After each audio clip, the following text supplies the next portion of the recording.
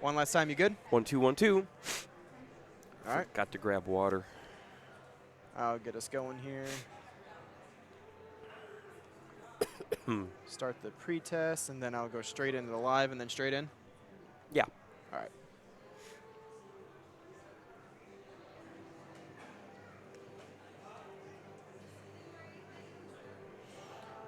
Six to 1 going into the third. Good Lord. All right, going live.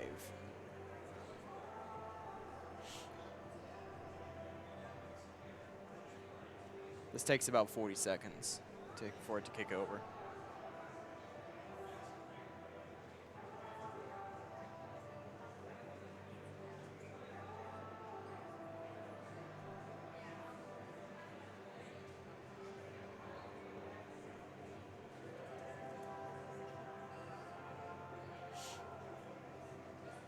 Longest 40 seconds ever, though.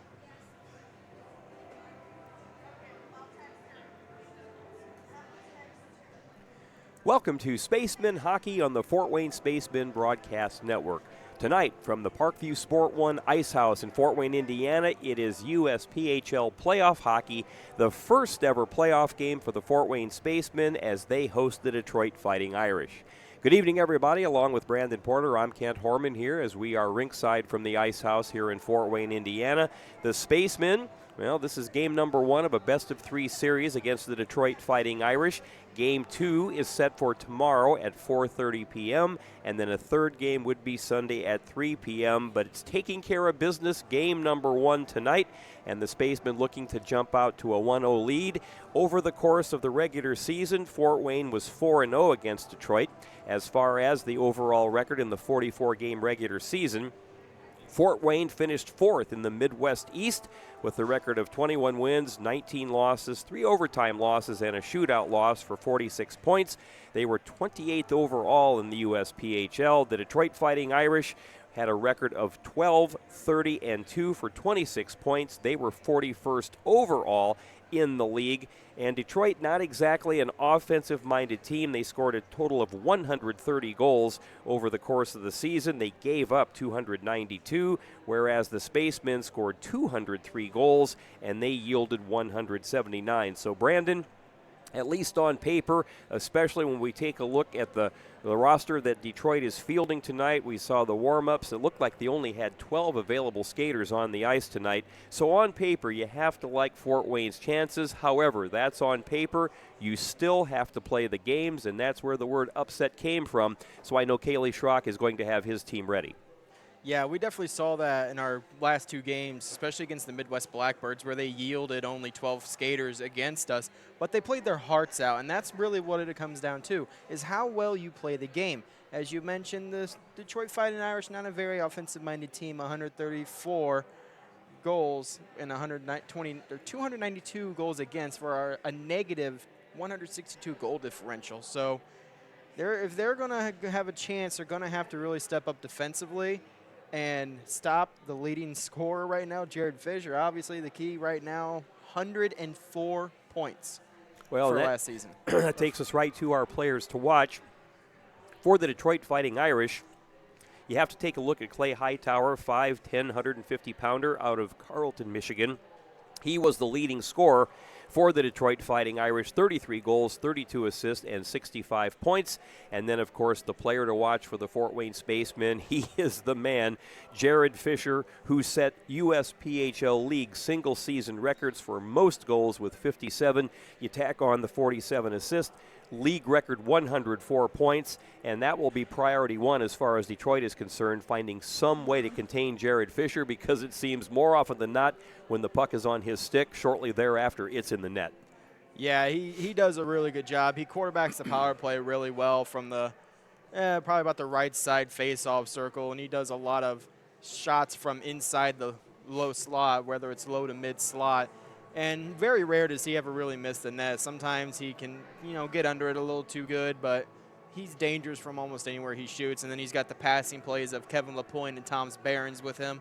So that's really going to have to be something that Detroit's going to have to shut down if they're going to really have a good hope of making this a competition. Well, our officials have arrived on the ice. They'll start to place the nets. Our referee for tonight's game will be Jake Liness. and the linesman, Justin Ekreit, and also Chad Kleinschmidt. Well, I talked to head coach Kaylee Schrock earlier today, and I just said, get off to a great start. And he said one of the things he could tell us is that Detroit likes to clog it up in the defensive zone, and they try to make you go outside. So he said what Fort Wayne has to do is not get frustrated, and they need to get to the net, create some traffic in the net area, and then also to see if they can, of course, screen the goaltender. Well, let's take a look at the starting lineups for tonight's game. First, for the visiting Detroit Fighting Irish, in goal will be number 31, Justin Sheets. On defense, number 8, Ralph Vilsins. And also on defense will be Anthony Pelegi. At forward, on left wing will be Oliver Allen. On right wing will be number 13, Jay Kostecki. And up front, in the center spot, will be their captain and leading scorer, Clay Hightower. So again, for Detroit, Sheets in goal. On defense will be Vilsins and Pelegi. And up front, Allen, Kostecki, and Hightower. The head coach is David Taylor, and the assistant coach is Dennis Boomer. Now the starting lineup for the Fort Wayne Spacemen. Starting lineup is brought to you by Three Rivers Federal Credit Union. The Spacemen would also like to thank their ticket sponsor, Cap and Cork. Starting in goal for the Spacemen will be number 35, Michael Heward. On defense, number 2, Carson Salkeld, and also number 10, Austin Buck. Up front on the left wing will be number 17, Toms Behrens. Right wing will be number 16, Zachary Steele. And at center, he's the man, the league's leading scorer, both in goals and total points. That'll be number 20, Jared Fisher. So again, for the Spacemen, Heward in goal, Salkeld and Buck on defense, Steele, Behrens, and Fisher up front. The head coach is Kaylee Schrock, and the assistant coach is Josh Moles. So Detroit is arriving on the ice. Dark uniforms, basically black uniforms, look like they're trimmed a bit in green with some gold, ergo Fighting Irish, although joking with some people, they go, hey, wait a second, Fighting Irish is supposed to stay on the Indiana side of the state line, not up in Michigan, but the Detroit Fighting Irish, so they're traveling road black, trimmed in gold, and also a little bit of green. We're waiting the arrival of the Spacemen, who will be in their home whites, very similar to those of the Fort Wayne Comets, who they emulate with the astronaut, the Spaceman logo, which was on the K's jerseys back in the 50s and 60s. They are trimmed in black and also a little bit of orange, and the Spacemen arrive. So we are just about getting set. They'll have the official introduction of the starting lineups, and then there will be a little special ceremony, and rightfully so, as they will be honoring the star, not only of the Fort Wayne Spacemen, but truly the star of the league's leading scorer, Jared Fisher. What a year he had. When you take a look, in a total of 43 games, 57 goals, a new league record, 47 assists, and then a new league record, 104 points. So just an amazing effort by Jared Fisher. So they're introducing again the Fort Wayne starting lineup as Michael Heward comes out. Mans his station between the pipes. Here comes Carson Salkeld. And next up is Austin Buck. What an addition he has been to this hockey club. And then the talented forward line, Toms Behrens. Here comes Jared Fisher. And they'll cap it off with Zachary Steele. And so now,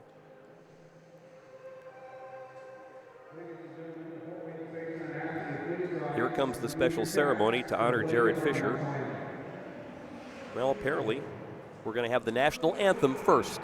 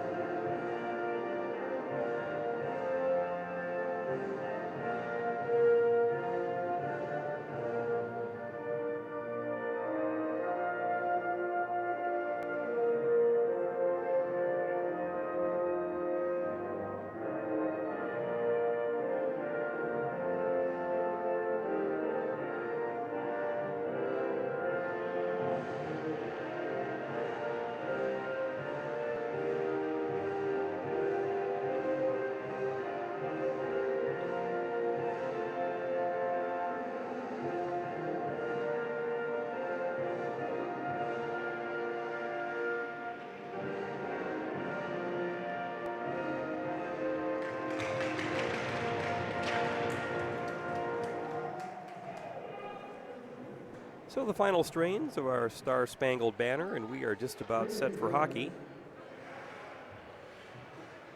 Detroit huddling around its bench for some final instructions from its head coach David Taylor. And now before we do drop the puck for this first ever USPHL playoff game here in Fort Wayne, a special honor for the Spacemen star Jared Fisher. Again, tremendous numbers this year.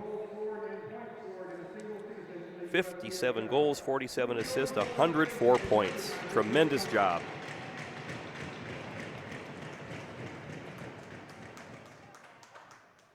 So we are just about set to come to center, and one of those historic moments here in Fort Wayne hockey, the first ever USPHL playoff game. Chicago won the Midwest East with a record of 35-8, one shootout loss. Decatur was second. Metro Jets Development Program third, and Fort Wayne was fourth. And then came Detroit, the Midwest Blackbirds, and Michigan. Jake Linus, the referee, Justin Ickright, and Chad Kleinschmidt are the linesmen, and we are just about set to go. And we are underway here in Fort Wayne. The draw is pulled back to Carson Salkeld, and he tries to flip it into the zone, but instead hoists it up into the netting, so we'll have an immediate face-off 5 seconds in.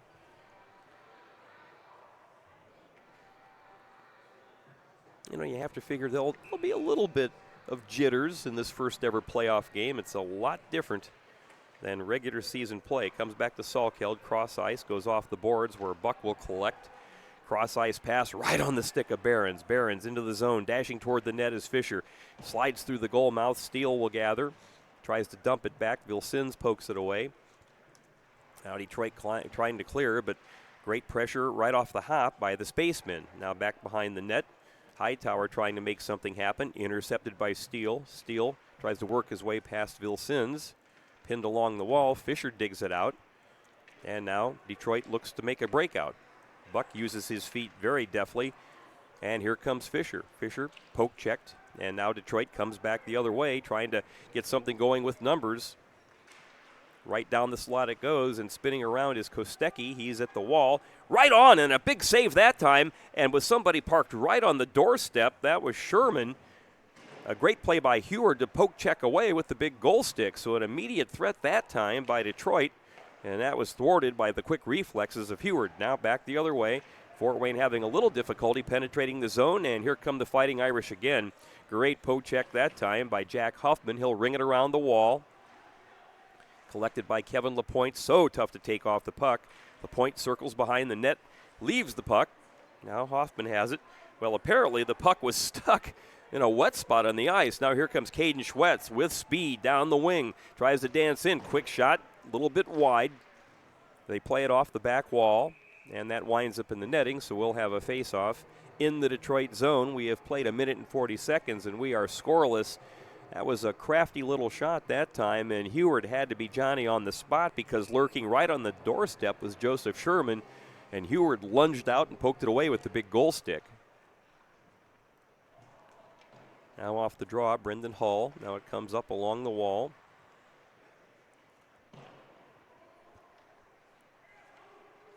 Now Detroit tries to work it in. Good job that time by Berard. He dumps it back to his defensive mate, Cole Rodriguez. Rodriguez leaves behind the net. Gathered now by Berard. Berard, he'll spin as he was cut off. So a pretty impressive forecheck early here by Detroit. And that's Sherman applying the pressure. Back the other way, Kostecki trying to make something happen. Now intercepted again by the Fighting Irish. That wound up in the skates. It's intercepted. Fort Wayne trying to get in front. Losing his edge that time was Lapointe, and now back the other way come the Fighting Irish.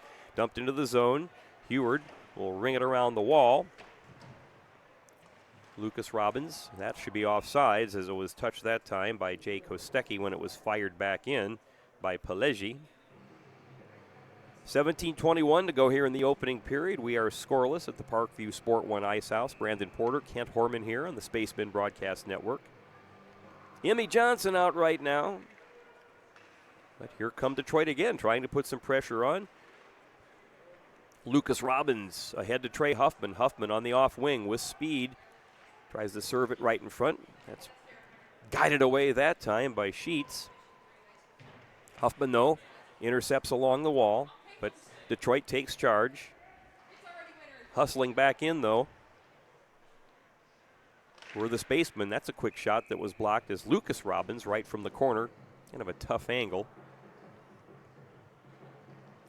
So as we come to the 16:53 mark of the opening period, the teams will change lines, and one advantage Fort Wayne will definitely have is depth on the bench, as they have 3 full lines and only 12 available skaters for the Fighting Irish. So we'll see if fatigue sets in as this game wears on. Pelegi tries to ring it around the wall. That's going to slide into the Fort Wayne zone, and Heward will just steer it into the corner. Lane Stewart is after it. He's bumped off the play that time by Buck, and Buck comes away with the puck. Now Austin Buck leading the charge with Steele right behind him. They dump it in. Fisher has it. He looks, he shoots. Just a little bit wide. Great scoring opportunity there for Fisher as he had some space. Now here comes Buck. Buck will dump it in deep. That goes over the glove that time of Sheets. Winds up in the netting again for a whistle and a face-off. Well, Justin Sheets was in 23 games during the regular season, had a record of 3 wins, 11 losses, and an overtime loss, and a goals against average of 6.47. But I think it was actually the goaltending by Detroit that kept them in some games. They're not big, but they stand tall in the net. There's a stretch pass that could possibly be icing, and it is. They were racing for the puck, but that time Oliver Allen just couldn't quite catch up that time with Justin Daner. 16:05 to go here in the first period. The team's kind of, I think, still in a bit of a feeling out process.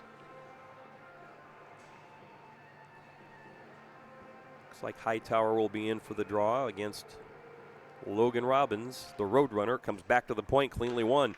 Jack Hoffman, that shot is blocked. Now in the slot again, that chips off the stick of LaPointe, kept in though alertly by Diener. They try to center, looking to bring it right through the slot. Diener though has it, shot right on. Now here come Detroit back the other way. Weaving into the zone, it's Hightower, tries to center, that's deflected away. Oliver Allen pursuing, now Jack Huffman on him. Back into the corner it goes, Hightower chasing Logan Robbins. Now Jack Huffman comes away, stepped into that time by Oliver Allen, but here come the Spacemen. Schwetz one-on-one. Oh, what a play with his feet. And he shoots it going for the top corner. What a glove save that was. Yeah, good job by Caden Schwetz. Nice move there, bringing it back on his skate, kicking it back to his stick. Gets in a good scoring opportunity and a good save by Sheets as Schwetz tried to go top glove. Jimmy Johnson on the face-off. Hornberg on one wing and Trey Hoffman on the other.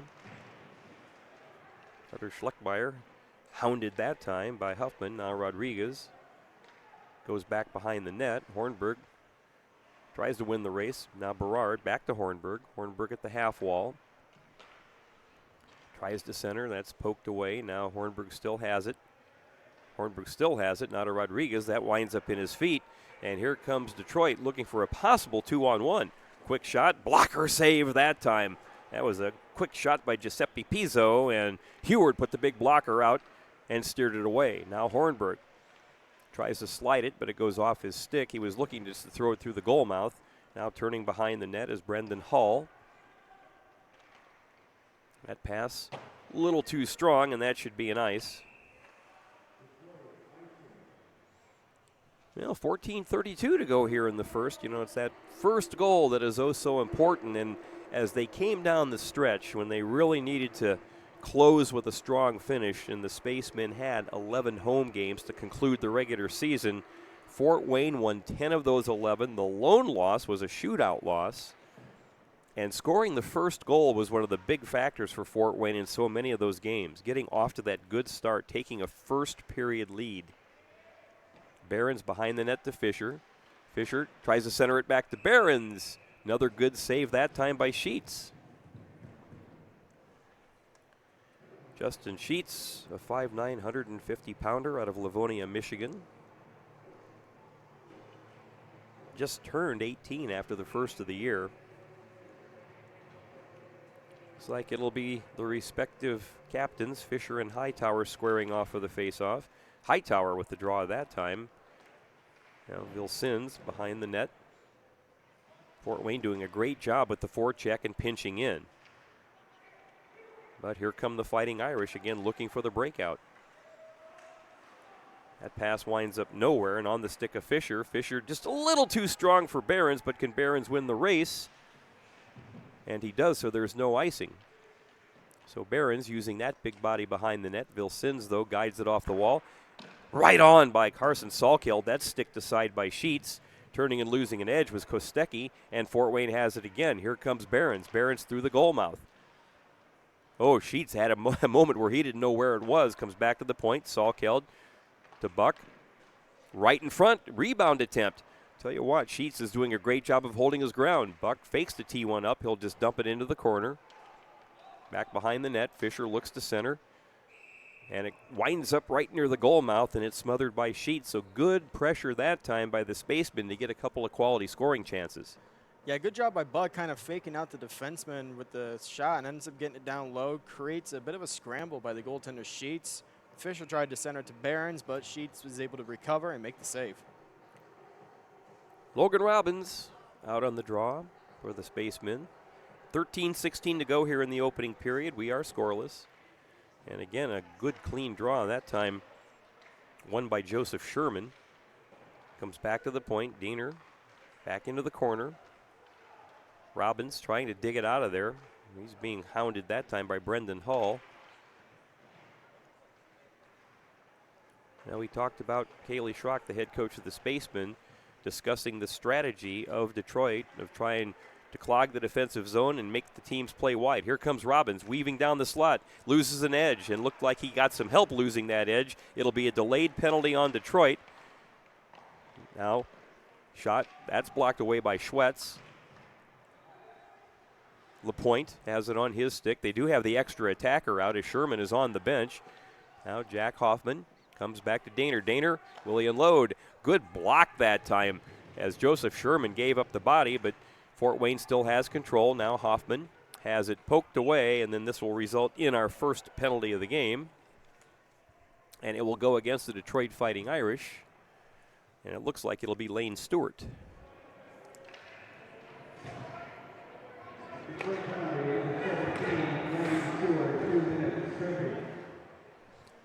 Tripping, and the time is 7:43, so Lane Stewart, 2 minutes tripping at the 7:43 mark. So this will be the first playoff appearance of the Fort Wayne power play. Emmy Johnson wins it cleanly. That comes back to Berard. Berard has it stolen, and here comes Detroit back the other way as Hightower was trying to work his way in, but a good poke check by Fort Wayne. Here they come with numbers. Steele loses an edge. Hightower able to clear the zone, so going back to regroup is Berard. He is really being pestered that time by Oliver Allen. Now Berard comes across, accepted by Tom's Behrens. Behrens in the zone, tries to go down the slot. Now he'll stop in the corner. Fort Wayne looks to set up the power play to Trey Huffman. Cross ice to Berard. Berard, low shot. And that is stopped that time by Sheets. Well, a guy who's only 5'9", he actually likes to do the old butterfly. He flops down. So I think one of the Fort Wayne strategies will be see if they can kind of feign the shot, get him to drop down, and then go top shelf. Yeah, that's a bit of a disadvantage for the smaller goalies. They don't cover as much of the top of the net as a lot of the taller ones do, like Heward can. Now LaPointe, who's manning the point on this power play to Buck. Across to Fisher. Fisher has it go off his stick into the corner. Vilsins was pursuing. Keeping it alive, though, is Kevin LaPointe. Now LaPointe to Austin Buck. Over to Fisher. Fisher at the top of the circle. That shot is deflected up into the netting. Well, Kaylee Schrock called it when he said Detroit loves to clog up that defensive zone and then spread you out where you have to go wide. He said one of the keys also is to make sure his players do not get frustrated. When that happens, then you make some mistakes or you take a penalty. So still 52 seconds left in the power play, but that is just dumped into the Fort Wayne zone by Vilsins. Buck takes a look over his shoulder. He's stepped into by Kostecki, But back the other way, poked away right in front, shorthanded opportunity, out to score! A shorthanded goal, and it was Kostecki as a egregious turnover in the Fort Wayne zone sets up the Fighting Irish, and they are on the board. Kostecki shorthanded at 9:04. That's just a bad defensive breakdown by the Spacemen.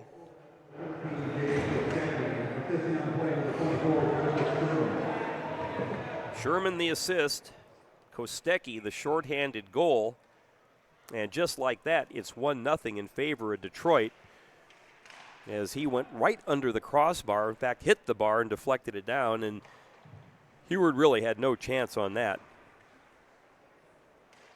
That's intercepted by Hightower, and there still is 24 seconds left in the Fort Wayne power play. Not the start that Kaylee Schrock was looking for his team. Backhanded across to Berard. Good pass that time by Huffman. A little too strong that time for Lucas Robbins. Comes back to the point to Berard. Now comes up Berard again at the high point. Emmy Johnson.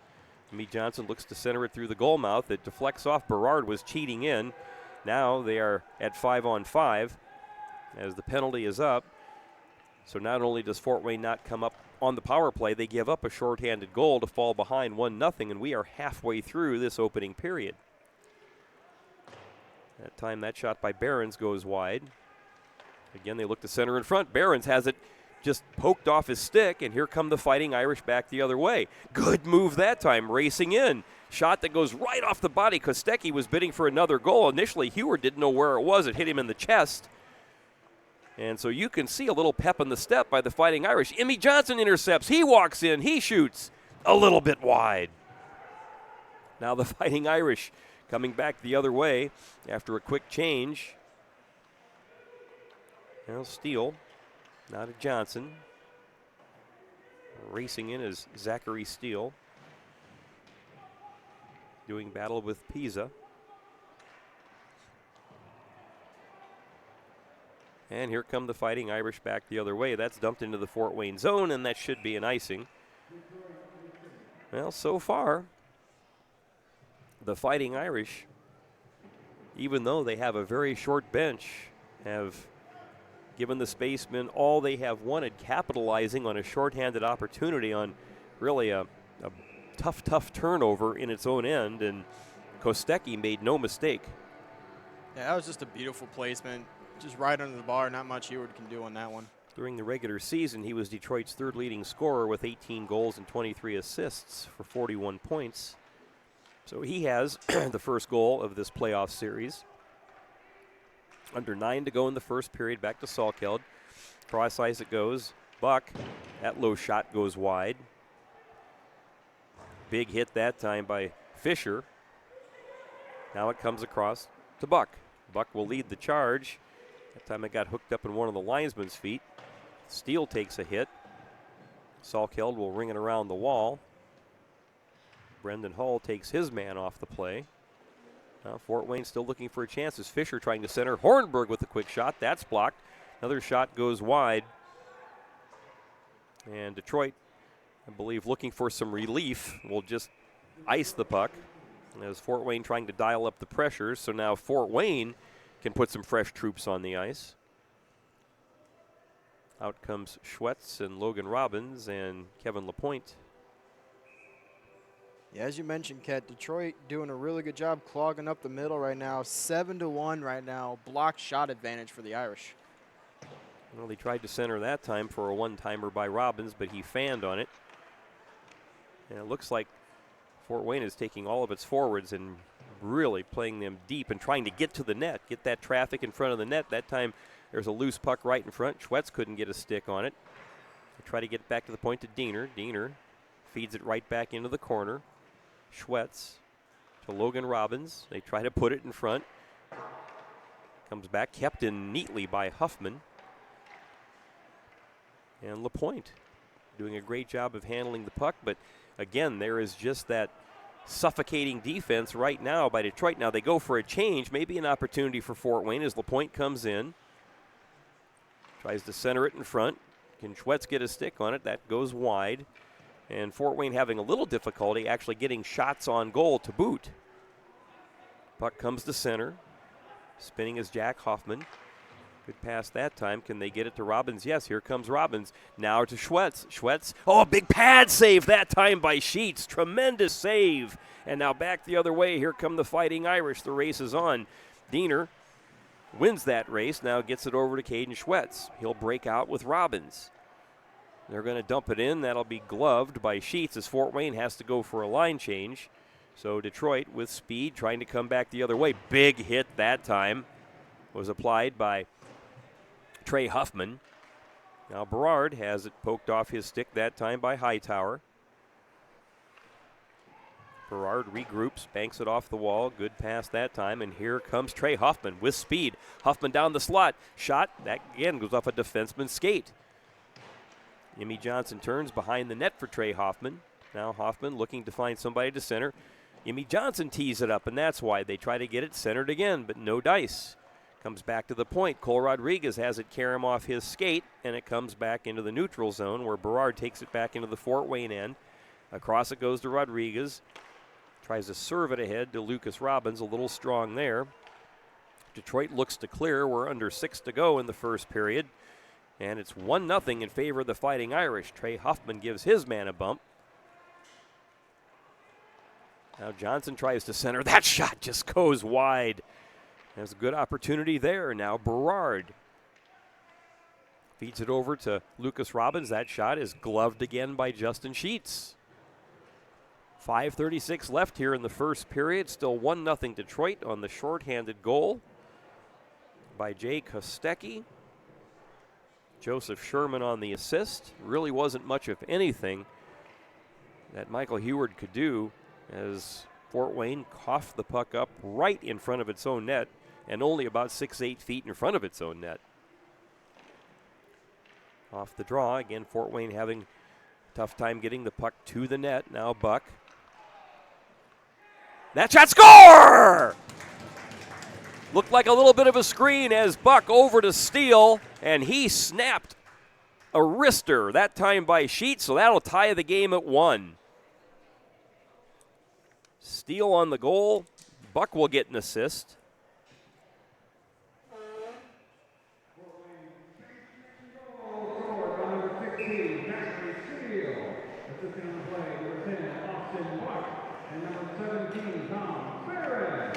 So it's Buck and Behrens with the assists on the Steele goal at 14:35, and we are even at 1. That was a wicked shot that time by Zachary Steele. Buck put it on his stick right at the top of the circle, and he made no mistake.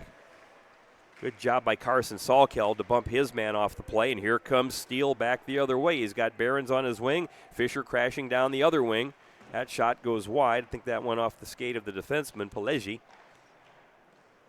Well, maybe it took just a little time for Fort Wayne to find that extra gear and get on track, so they have tied the game at 1 as we wind down to 4:44 to go here in a quickly played first period. There's only really been one penalty so far in this period. So discipline so important in the postseason. Now the pass comes to center. That'll just be flipped into the zone as Detroit will go for a line change. Heward leaves. Diener to Fisher.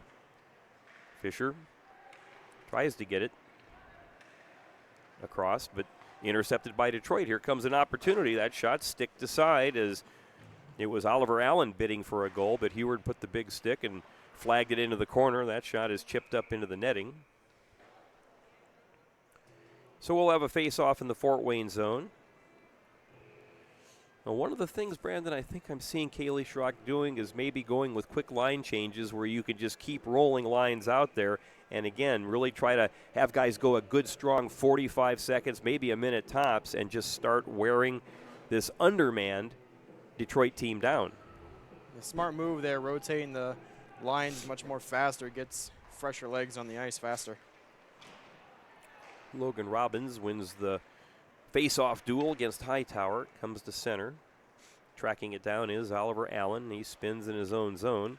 Tries to flip it ahead and get it to Kostecki. This is probably the best line Detroit has of Allen, Kostecki, and Hightower. That pass a little too strong that time for Kostecki, who has the Detroit goal. And now here comes LaPointe looking to break it out. Hustling on the back check is Hightower. He's got good speed. Now here comes Logan Robbins. Speaking of speed, he knifes his way in. A shot. Score! That is just the absolute blazing speed of Logan Robbins. And Fort Wayne will take a 2-1 lead. The time of the goal is 16:34. Well, I was just mentioning speed, and talk about speed. Logan Robbins has speed with interest. What an amazing shot, though. Picks the corner just over the glove of Sheets as he was trying to make the stop in a VH position, but couldn't get the glove on it. And what's equally impressive is the way he cuts in.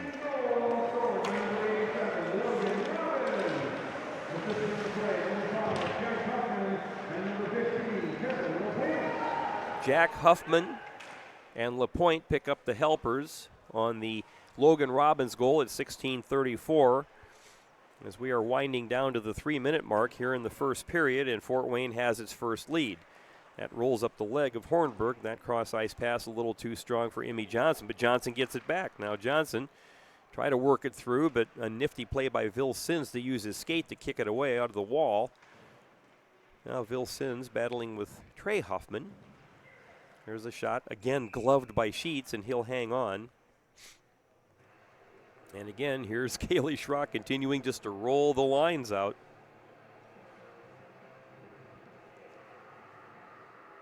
Again, the same two teams here tomorrow at the Parkview Sport One Ice House, a 4:30 face-off. If a third game of this best-of-3 opening round series would be necessary, 3 p.m. on Sunday. And now Behrens scoops up the draw. He'll spin. Comes back to Salkeld at the point. Cross ice it goes. Buck tries to just feed one on goal, but that's intercepted by Hightower. But his backhanded pass is collected by Salkeld. He flips it high into the air. Behrens has it. Bumped off the play by Oliver Allen. That'll be saucered into the Fort Wayne zone. Gainer trying to win the race. Now Salkeld upping his man off the play. Buck uses his body to slide and block the centering attempt. Standing right in the goal mouth that time was Oliver Allen. And here come the Spacemen back the other way. Fisher at the half wall tries to center down the slot. Side of the net, there's a save that time by Sheets. So another great scoring opportunity by the Spacemen. Now back the other way. It's Allen trying to weave his way past Diener. We are down to 100 seconds to go here in the first period. Fisher circles in his own zone. Comes right through the middle. That goes into the skates of Behrens. Jack Hoffman tries to pass it to himself off the boards, but a Fighting Irish player is in the way, and Caden Schwett steps on the ice. He throws a body check. Now Diener tries to throw it ahead. Racing after it is LaPointe. Down to 1:20 to go in this first period. Fast-paced. LaPointe right at the side of the net. Logan Robbins, and again a big save by Sheets. You know, Logan Robbins, who has one goal already here, the goal that gave Fort Wayne the lead, goes, how did I miss that one? And Sheets slid over and took it right in the chest. Now, Fort Wayne not only has been getting more scoring chances, but more shots on goal. You throw the puck on net, good things often happen. Down to 1:08 to go. And Fort Wayne putting on an oppressive forecheck here in the latter stages of the first period. Probably from the 10-minute mark on, they have really stepped up the forecheck. Now it comes back to LaPointe. Now LaPointe tried to lead the pass to Logan Robbins, but that was a little too strong. That'll go into the Fort Wayne zone, and since that was off a Fort Wayne player, that will not be icing. Down to the final 38 seconds. They battle for it in the corner. Who's going to come away with it? Looks like Lane Stewart's in there. Jack Huffman, Logan Robbins, and Stewart comes away with the puck briefly as he is through a maze of Fort Wayne players. Now Fort Wayne finally clears the zone as we're down to the final 18. Well, tell you what, Detroit, they're not going away. They're hanging around. Giuseppe Pizzo trying to make something happen. Now stepped into that time was Kostecki. Now here's one more chance for Fort Wayne as Johnson puts one on. Stick to side that time. A rebound and another save by Sheets at the horn. And you want to knock off the extracurriculars after the whistles. Just as the horn was sounding, a Fort Wayne player was dumped. Somebody took exception to that. So let's see if there will be any penalty time assessed or if they're just going to say get to the locker room. So after the opening 20 minutes of play, it's 2-1 in favor of the Spacemen. We'll take a break and we'll recap the first period. You're watching Spacemen Hockey on the Fort Wayne Spacemen Broadcast Network.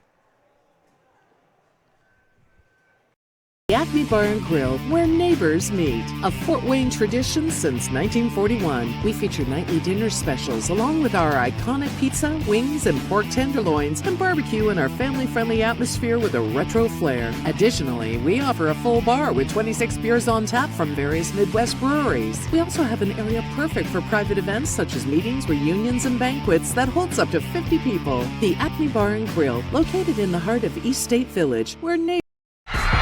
For every victory, for every highlight, for every team in the Summit Athletic Conference, we've got you covered. Like, follow, and subscribe for all the latest. Parkview Sports Medicine's integrated sports medicine team is built to serve the needs of all athletes in all sports. Our team's only goal is to improve athletes in every facet. PSM offers performance training to help athletes get better on the field, dedicated athletic rehabilitation and physical therapy to help them get better off of it, certified athletic trainers in our PSM schools providing daily support to our athletes, and a specialized orthopedic walk-in clinic when injury strikes. Call 260-266-4007 to speak to our care navigators or visit parkviewsportsmedicine.com to learn more about what we can do to improve athletes at all levels. Joint pain, sprains, strains, or a possible broken bone? Make the Parkview Ortho Express walk-in clinic your first stop when you have an orthopedic or sports injury. Parkview Ortho Express, located at the Sport One Parkview Fieldhouse, gives you access to quick care and orthopedic physicians when you need it most. Get x-rays, treatment, and referrals to Parkview Care, all in the convenience of a walk-in clinic. Parkview Ortho Express is open Monday through Thursday, 7 a.m. to 7 p.m., Friday, 7 a.m. to 5 p.m., and Saturday, 8 a.m. to 12 p.m. Call 260-266-4007 for more information. Brooks steals it, tips it away to himself. He'll go to the hoop and slam it down. They attack, they get a great shot. Here he comes. And Lucas Crawl. Shot hits the post, and the centering feed to Luke Gibson. Shot scores! The rush comes. Oh, almost picked off by Ethan Hoover. And the takedown. The Kelly Automotive Group is simple, transparent, reliable. Simple. Our customer specialists make buying a car easy and fun. Transparent. Our price listed is the best price. No hassle, no gimmicks. Reliable. Buy with confidence and peace of mind. We work hard to ensure the best value however you shop. Come see us in Decatur at the 2733 Auto Mall and shop 7 brands in one location. The Kelly Automotive Group. Simple, transparent, reliable. It's the comets. Comets falling from the sky. Comets falling from the sky. Comets falling from the sky. Comets falling from the sky. Comets falling from the sky. Comets falling from the sky. Comets falling from the sky. Comets falling from the sky. Joint pain, sprains, strains, or a possible broken bone? Make the Parkview Ortho Express walk-in clinic your first stop when you have an orthopedic or sports injury. Call 260-266-4007 for more information. Mad about blue. Get mad about your Fort Wayne Mad Ants when looking for the best basketball action in town. It's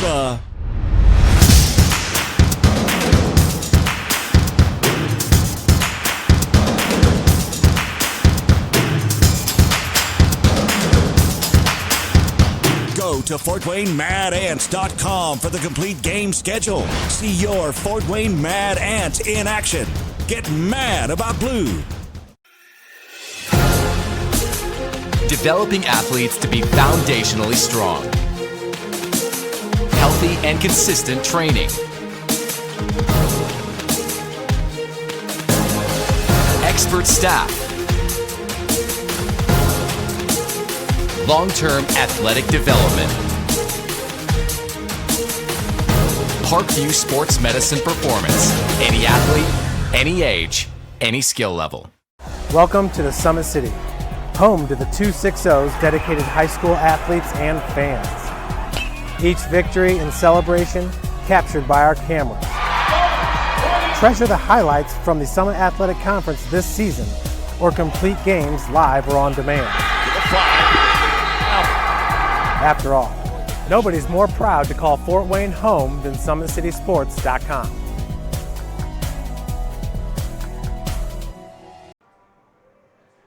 Back at the Parkview Sport One Ice House, Brandon Porter, Kent Horman here in the Spacemen Broadcast Network, and we actually talked about this at the very top of the broadcast.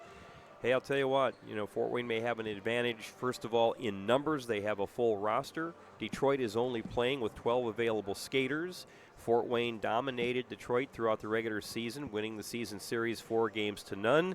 And before you know it, Fort Wayne had given up a shorthanded goal to the Fighting Irish, and it took a little bit of a burst in the latter 5-6 minutes of the first period for Fort Wayne to finally get on the board and take the lead. You take a look at some of the numbers from period one, it's hard to believe Fort Wayne actually outshot Detroit 20-5, but look at the blocks. The Fighting Irish with 10, Fort Wayne had 5. Relatively penalty-free first period as Detroit had 4 penalty minutes to just 2 for the Spacemen. Fort Wayne 0 for 1 on the power play, and it was a shorthanded goal they gave up to boot. Face-offs just about even, favoring Fort Wayne 12-11. And again, there you see that the season record, Fort Wayne dominating with a 4-0 record. Taking a look at what happened in period number one, it was Jay Kostecki giving Detroit the 1-0 lead. A bad turnover by Fort Wayne in its own zone while on the power play. Joseph Sherman got an assist as Kostecki popped it past Michael Heward, shorthanded. That came at the 9:04 mark. Fort Wayne got on the board, though. Austin Buck with a great pass to Zachary Steele. His wicked wrist shot beat goaltender Justin Sheets. So it's Steele with the goal, Buck with the assist. Toms Barons also picked up an assist. That came at 14:35, and the game was tied at 1. Then the blazing speed of the Roadrunner, Logan Robbins, gave Fort Wayne the lead as he sliced past the defense, cut right in front, and went top shelf on Justin Sheets. Logan Robbins with the goal. Jack Huffman and Kevin Lapointe picked up the assists. That came at 16:34, so really those two goals about 2 minutes apart, and Fort Wayne has the 2-1 lead. Again, not much happening in the ways of penalties in the first period. Lane Stewart of Detroit tripping at 7:43. And then just as the horn sounded to end period one, Jack Huffman picked up a roughing penalty. Jay Kostecki a cross-checking penalty, that coming at the 20-minute mark. And again, shots on goal favoring Fort Wayne 20-5. And so now it's going to be how are they going to come out in period two. And as we're looking down at the ice surface right now, Run out of gas. Looks like they have to reload the Zamboni. Well, probably the two things you're most afraid of a Zamboni, having a flat tire or running out of propulsion. And so right now they're reloading the Zamboni. They don't have much of the ice left to resurface. So bit of a slow start for the Spacemen. Through the first 10 minutes, they turned it on for the last 10 minutes. Yeah, they certainly did. I wonder if the first 10 minutes, though, was probably just a little bit of first playoff jitters a little bit. But they were able to get through it. They were able to rebound after that shorthanded goal. Beautiful shot by Kostecki on the play, going bar down on Michael Heward. But as I said, the Spacemen were able to regroup, get things centered, and 2 goals in the span of roughly a minute, 2 minutes, give or take. And they're starting to roll now, looking like the team they were towards the 11-game homestand. Well, we talked about this in the pregame where, Fort Wayne definitely more offensive-minded during the course of the regular season. Detroit scored just 130 total goals while giving up 292. Fort Wayne, and they really started turning it on during that 11-game homestand to conclude the regular season. They wind up over the plus average as they scored 203 total goals and gave up 179. So they are the offensive-minded team. Obviously, Detroit has to do it with defense, and really, we've talked about this. They wanted to keep Fort Wayne wide. They wanted to really clog up the defensive zone, especially the middle. They did a really good job of that throughout the first 10 minutes of the first period. Fort Wayne started to get pucks to the net, and they started to get pucks to the goaltender. and that resulted in the 2 goals, Zachary Steele and Logan Robbins, to give Fort Wayne that 2-1 lead. So they're just about ready to finish resurfacing the ice. We are going to take a break. When we come back, we'll set the stage for period number 2. The Spacemen lead Detroit. Game 1 of this first-round USPHL playoff series between the Fort Wayne Spacemen and the Detroit Fighting Irish. You're watching Spacemen Hockey on the Fort Wayne Spacemen Broadcast Network. Thank you for supporting Summit City Sports. For the last several years, we've provided the Fort Wayne community and beyond with coverage of a variety of sports, thanks to our title sponsorship from Parkview Sports Medicine. Since we began in 2015, our annual budget has covered the cost of videographers and commentators to over 300 plus games each year. New equipment and maintenance of that equipment, along with increased broadcast rights fees from the IHSAA. This season, we're reaching out to friends, families, and local businesses for additional sponsorships and donations. You can help us grow and get coverage to your favorite team or sport. A Summit City Sports sponsorship or donation will help make that happen. We have the goal of bringing fans live stream games of every SAC game we cover. With the additional funds, we'd invest in mobile internet devices, allowing us to bring our supporters every SAC conference football and boys and girls basketball games live, as well as more coverage for sports like cross country, tennis, golf, swimming, wrestling, track and field, baseball, and softball. For more information on sponsorships or how to donate, visit summitcitysports.com.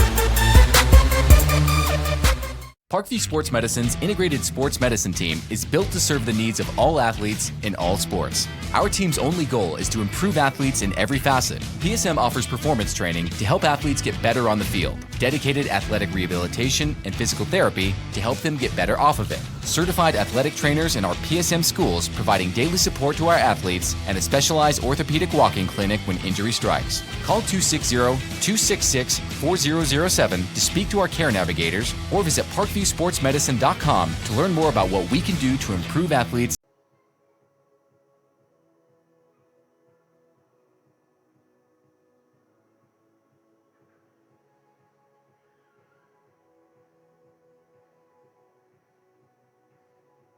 The Acme Bar and Grill, where neighbors meet. A Fort Wayne tradition since 1941. We feature nightly dinner specials along with our iconic pizza, wings, and pork tenderloins, and barbecue in our family-friendly atmosphere with a retro flair. Additionally, we offer a full bar with 26 beers on tap from various Midwest breweries. We also have an area perfect for private events such as meetings, reunions, and banquets that holds up to 50 people. The Acme Bar and Grill, located in the heart of East State Village, where neighbors. For every victory, for every highlight, for every team in the Summit Athletic Conference, we've got you covered. Like, follow, and subscribe for all the latest.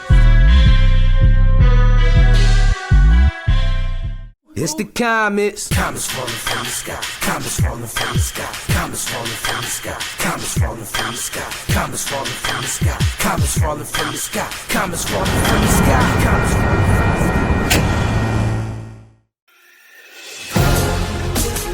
Developing athletes to be foundationally strong. Healthy and consistent training. Expert staff. Long-term athletic development. Parkview Sports Medicine Performance. Any athlete, any age, any skill.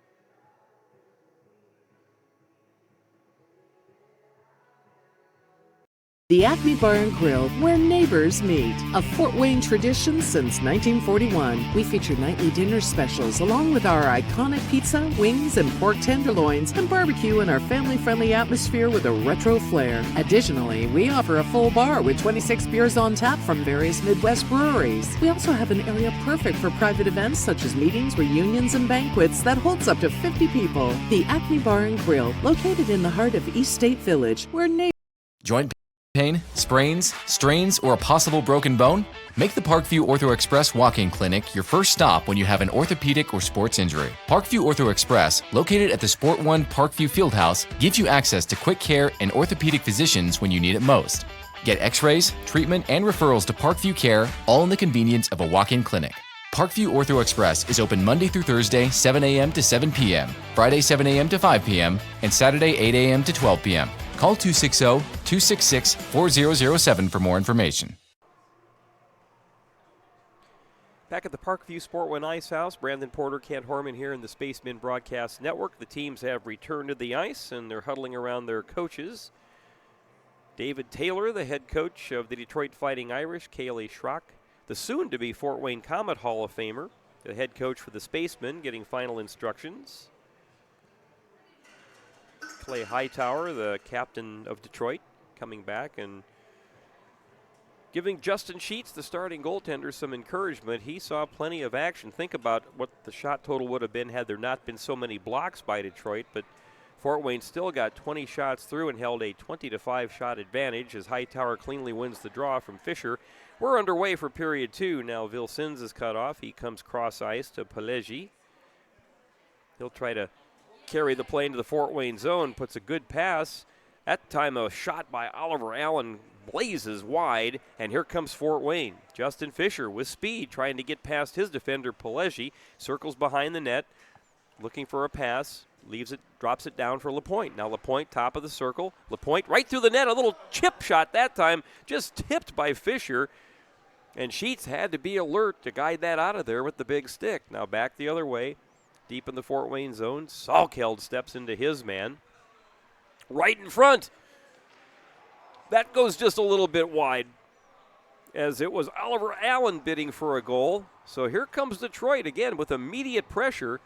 There is a lot of open ice as the teams are playing 4-on-4 since you had the coincidental minors to close out period one. Fisher, little toe drag, backhander, right in front, rebound just goes to the goal mouth. That time Buck, who had crashed in from his defensive spot, couldn't finish. Berard races in.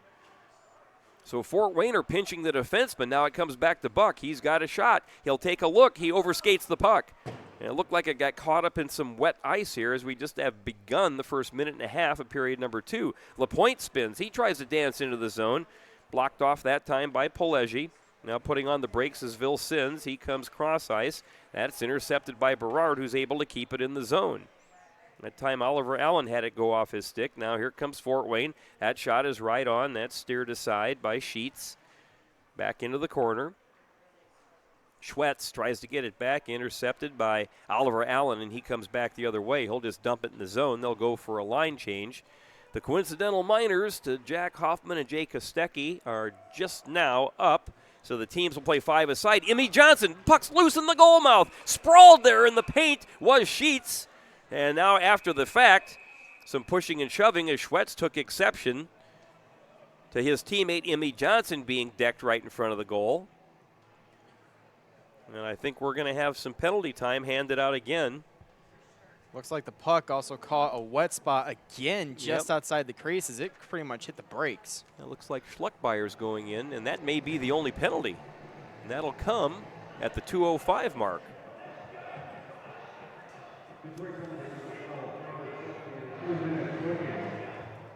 Hooking. Schluckbyer gets 2 minutes for the hook at the 2:05 mark, and Fort Wayne will go on the power play.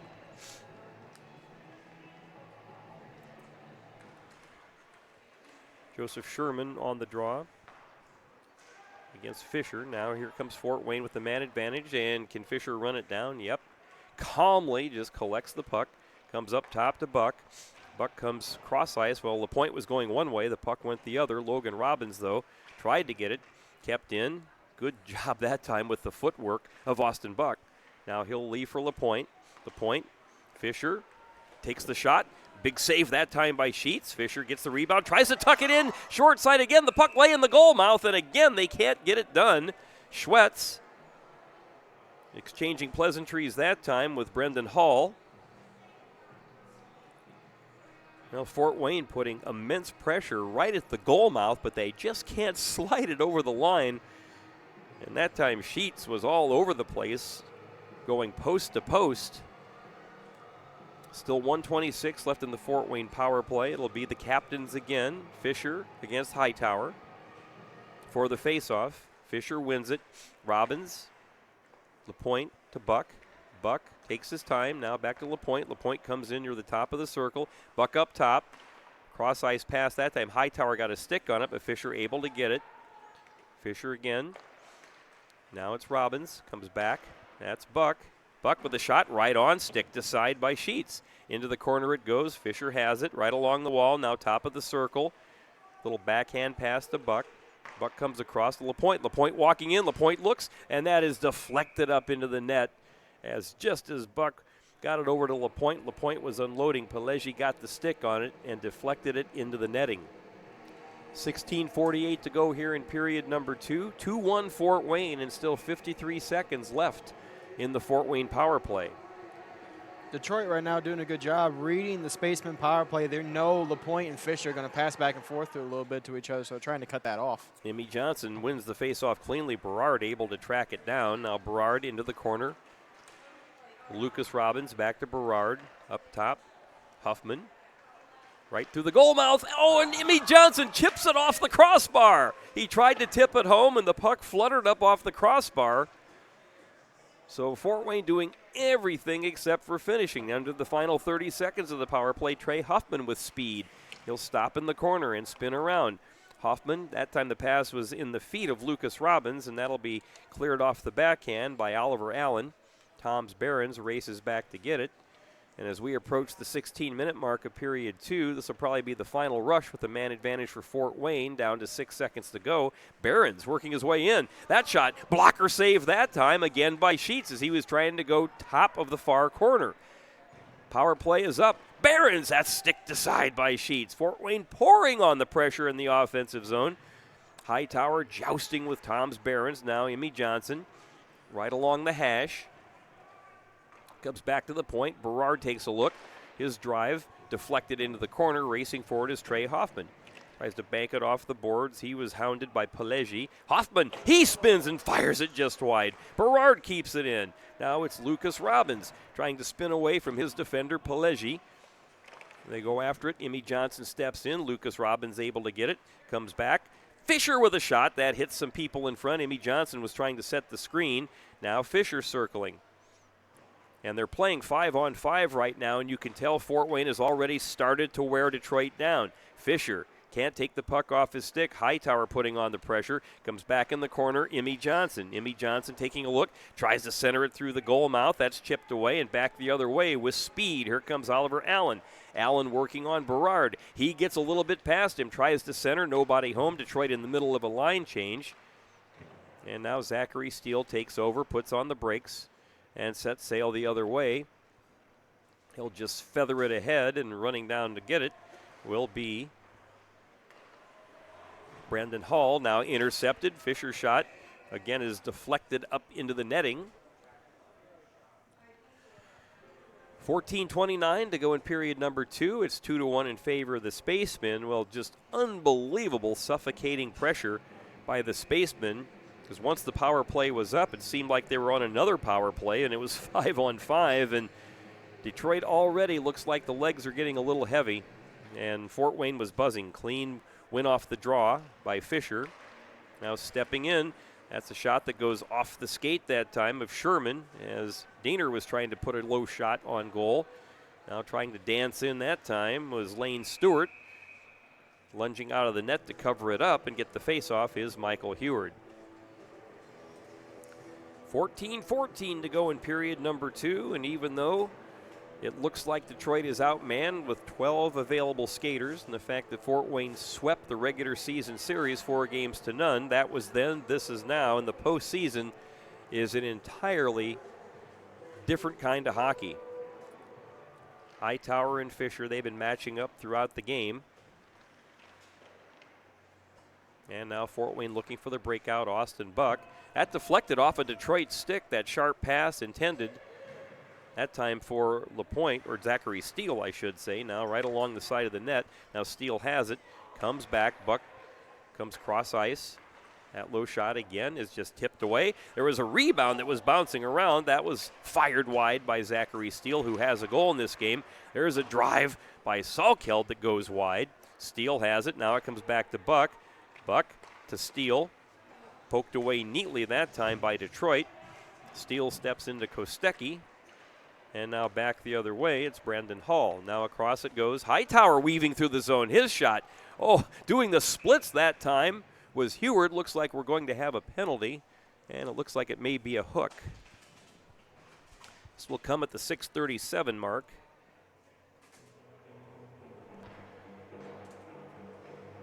And who will be heading into the penalty box? Looks like it'll be Austin Buck.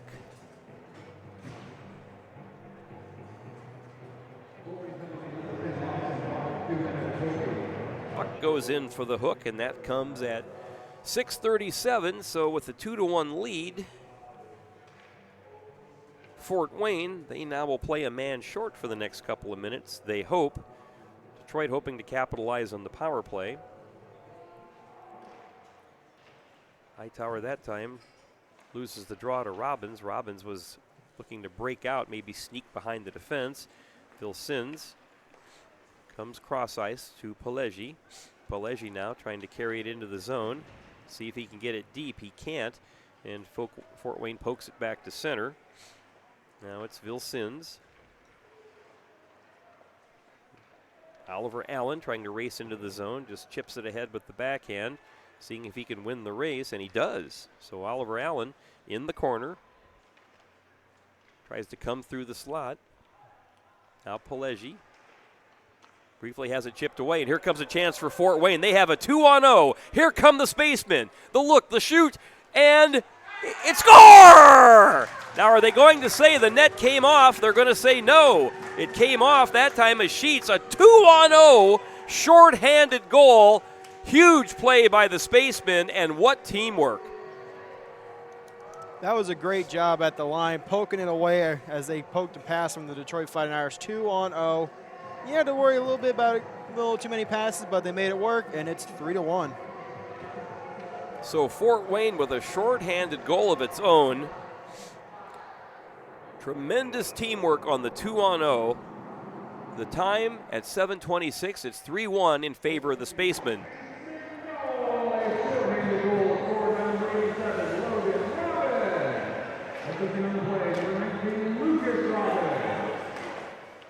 Well, the Robbins boys go to town on the shorthanded effort as Lucas fed Logan. Logan with his second goal of the game, a shorthanded goal, and it's 3-1 Spacemen. Still 44 seconds left in the Detroit power play, and Fort Wayne able to clear the zone. Well, there's still a lot of hockey left to be played, but a play like that can really be a backbreaker when you're trying to equalize the game on a power play and you give up the shorty. Now, weaving in with speed was Sherman, but LaPointe neatly stepped into him to take him off the plate. Comes back to the point. That shot's right on and sticked out of there by Heward. Down to 18 seconds left in the Detroit power play. And the Fighting Irish are controlling right now. They try to throw it through the goal mouth again. That just goes wide. Down to the final 6 seconds. That runs into some traffic, and Fort Wayne will just clear the zone, and that should do it for the man advantage, as out of the box is Buck, and Fisher springs on in his place.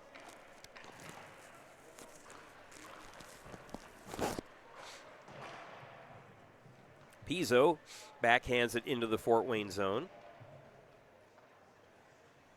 As we wind down to the 11-minute mark, that long cross-ice pass that was intended for Steele was deflected, so Steele goes off. Behrens comes on. Here's a puck that was loose right by the side of the net, so that time Heward decides he'll take the face-off. 10:54 to go here in the second period. The short-handed goal by Logan Robbins has given Fort Wayne a 3-1 lead. So after the shorthanded Jay Kostecki goal for Detroit. Fort Wayne with 3 straight goals, Steele and then Logan Robbins, and Logan Robbins again, and that shorty gives Fort Wayne the 2-goal advantage. Back to the point to Vilsins. He tries to get it into the corner, but it winds up in the netting.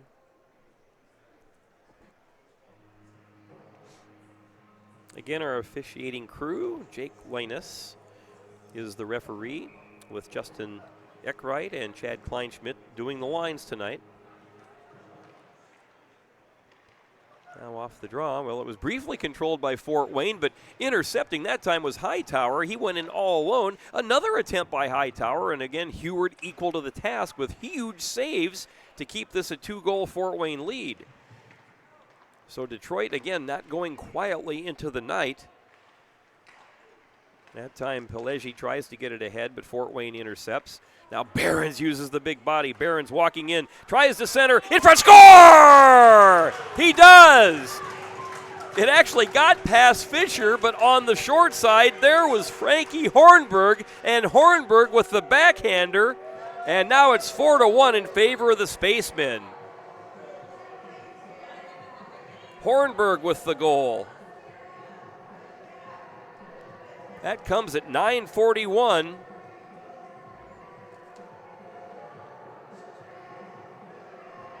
So the Spacemen now have padded the lead to 4-1.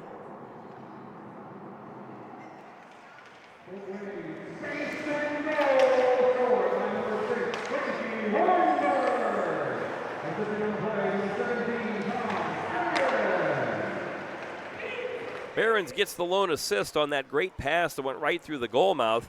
I thought it initially was intended for Fisher, but it went through his stick, and right there was Hornberg to backhand it on a tough angle just inside the post. Now Emmy Johnson back to the point to Buck. Buck comes cross ice. That shot is right on. They're trying to chip in a rebound, and Sheets made the first save. Lucas Robbins was there. Now Salkeld has it again. Lucas Robbins behind the net. Tries to get it back to the point. Now Buck fakes the pass. That shot right on. Big blocker save. Salkeld with the rebound. That runs into some traffic. Probably went off the body of Sherman, maybe a little bit off of Emmy Johnson. So Fort Wayne is pouring the pressure on now with the 4-1 lead. That time Buck loses his balance. And here come the Fighting Irish back the other way. But doesn't take long for Buck to get the puck right back, and here comes Austin Buck with speed. Buck using the big body, tries to center it across to Schwetz. Schwetz being pursued by Schleckmeyer. There's a shot right through the goal mouth again. This time it's gloved by Sheets. So we are 1 tick under 9 minutes to go here in period number 2. Now Fort Wayne with 4 consecutive goals to take the 4-1 lead.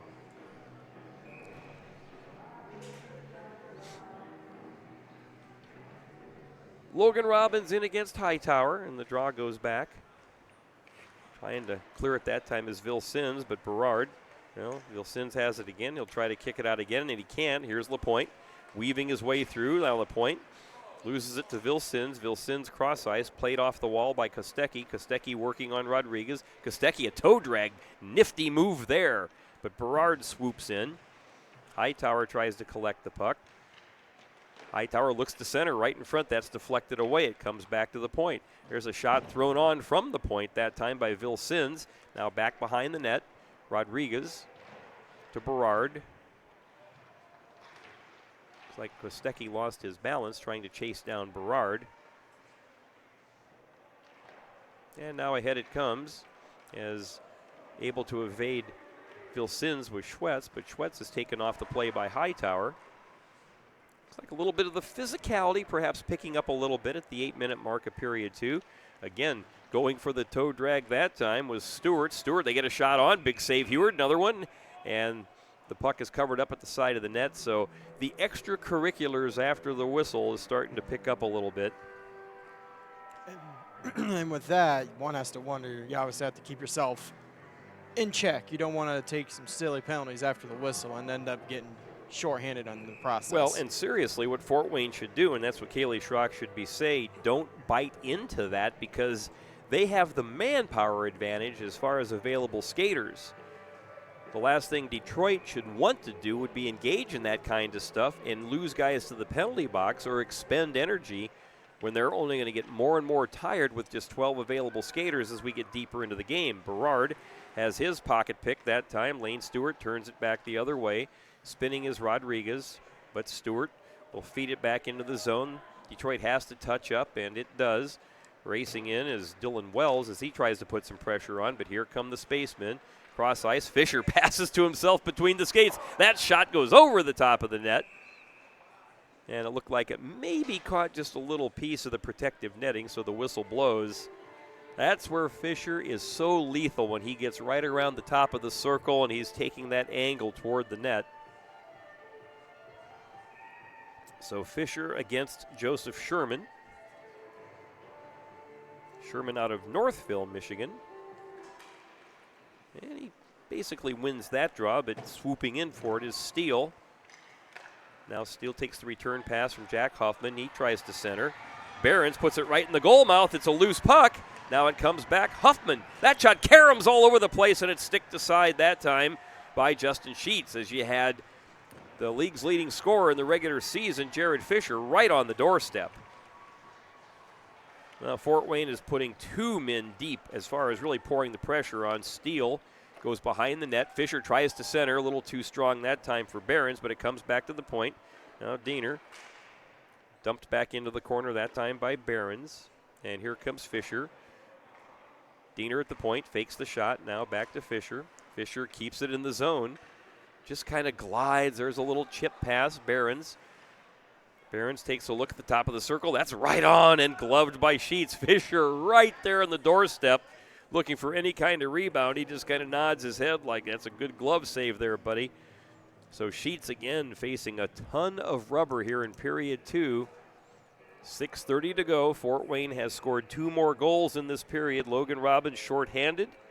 And Frankie Hornberg off a great pass by Behrens. 4-1 Spacemen. Hightower and Trey Hoffman battle for the face-off. It comes to neutral, or Buck has it. Buck tries to penetrate the zone. It's poked off his stick, but now he gets it back. He dumps it deep. Stepped into that time by Pizzo. And they battle for it along the half wall. Lucas Robbins spins. He evades the check by Schleckmeyer. Now racing for it and coming out is Pizzo. Pizzo with speed has Kostecki ahead of him. Well, Fort Wayne doing a good job now of really thwarting any Detroit penetration shortly after the neutral zone. Hightower has it poked off his stick. It's dumped deep back into the Detroit corner. Hornberg trying to run down Giuseppe Pizzo, and they keep it right back in the Detroit zone. Long pass attempt that time by Oliver Allen. Pizzo tries to sidestep Hornberg. Back in the Fort Wayne zone. Salkeld lost an edge and fell, but he quickly hopped up and reclaimed the puck. Low shot from the point. That doesn't get through, as that was sticked out of there by one of the Fort Wayne defensemen. Now Detroit again just trying to do anything to see if they can get back in this game. They are putting a lot of forechecking pressure on during this shift. Big hit that time applied by Huffman. Then he has his skates pulled out from under him, and that should be a penalty against Detroit. It'll come at 14:58, and that should be a trip, and it is.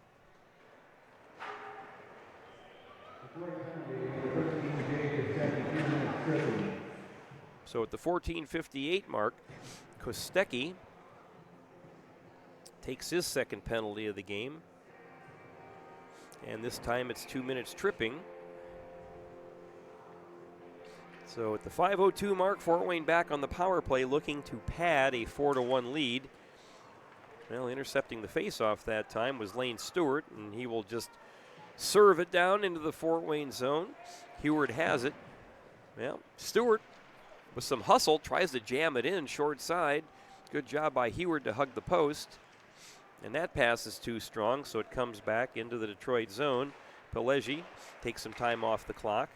Fort Wayne trying to get the power play organized here, and here comes LaPointe. Has it poked away niftily by Lane Stewart. Like he may have gotten clogged up with a linesman. So Fort Wayne has to get the puck deep where it can try to set something up for the power play. Johnson hounded from behind that time by Joseph Sherman. Now Johnson calmly sets up shop. Comes across the point, back up to Johnson. Johnson can walk right in, takes the shot. Good block that time. Excellent effort by Joseph Sherman to again give up the body, and Detroit will dump it back into the Fort Wayne zone. Still a minute left in the Fort Wayne power play, and 4 minutes to go in period number 2, 4-1 Spacemen. That cross-ice pass is going to go ahead to Oliver Allen. Allen has a teammate with him, comes across to Hightower. Hightower comes through with a backhander on the 2-on-1. It's another shorthanded goal for Detroit. Brand new hockey game, and it's 4-2. That's something you don't really want when you're up 4-1. You got a power play to extend the lead, and now you lost a 3-goal lead down to 2 due to a shorthanded goal.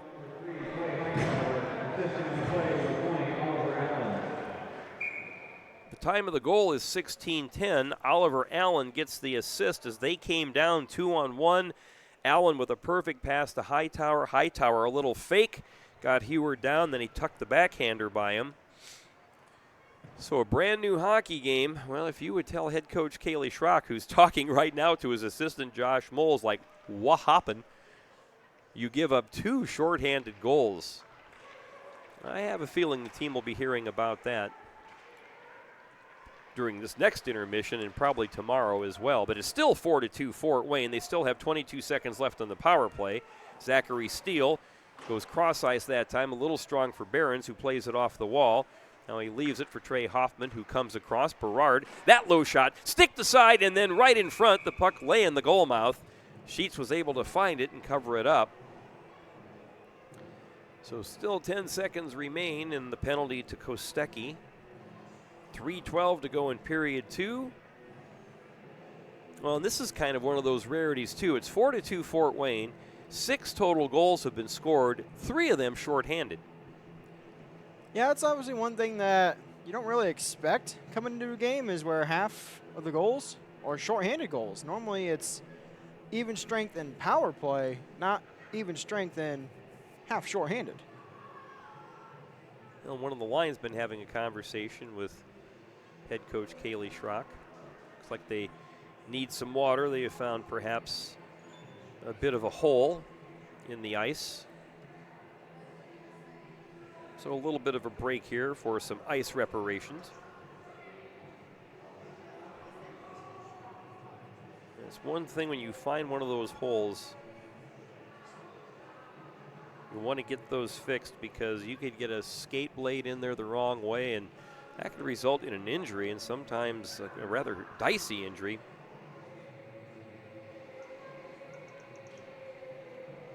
That's one thing, though. With the player blades, they are a little more rounded towards the toe and the heel. Yeah.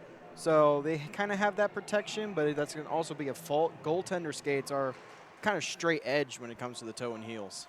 Well, back to the point. One last chance before the penalty comes up as it's winding down to 2 seconds and 1.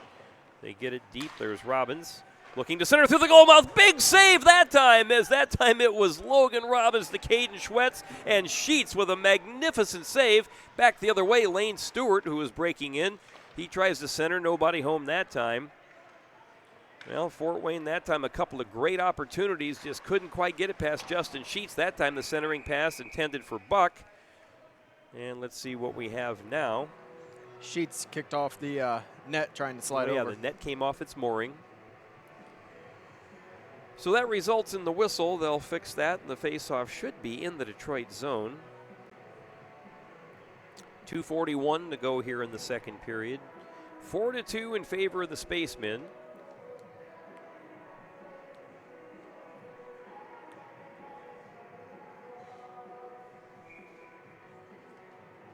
Logan Robbins in on the draw. Battling that time with Joseph Sherman. Now Vilsins looks like he has the stick hung up of the Fort Wayne forward. But Logan Robbins, yeah, they had Schwetz all tied up. That play is deflected.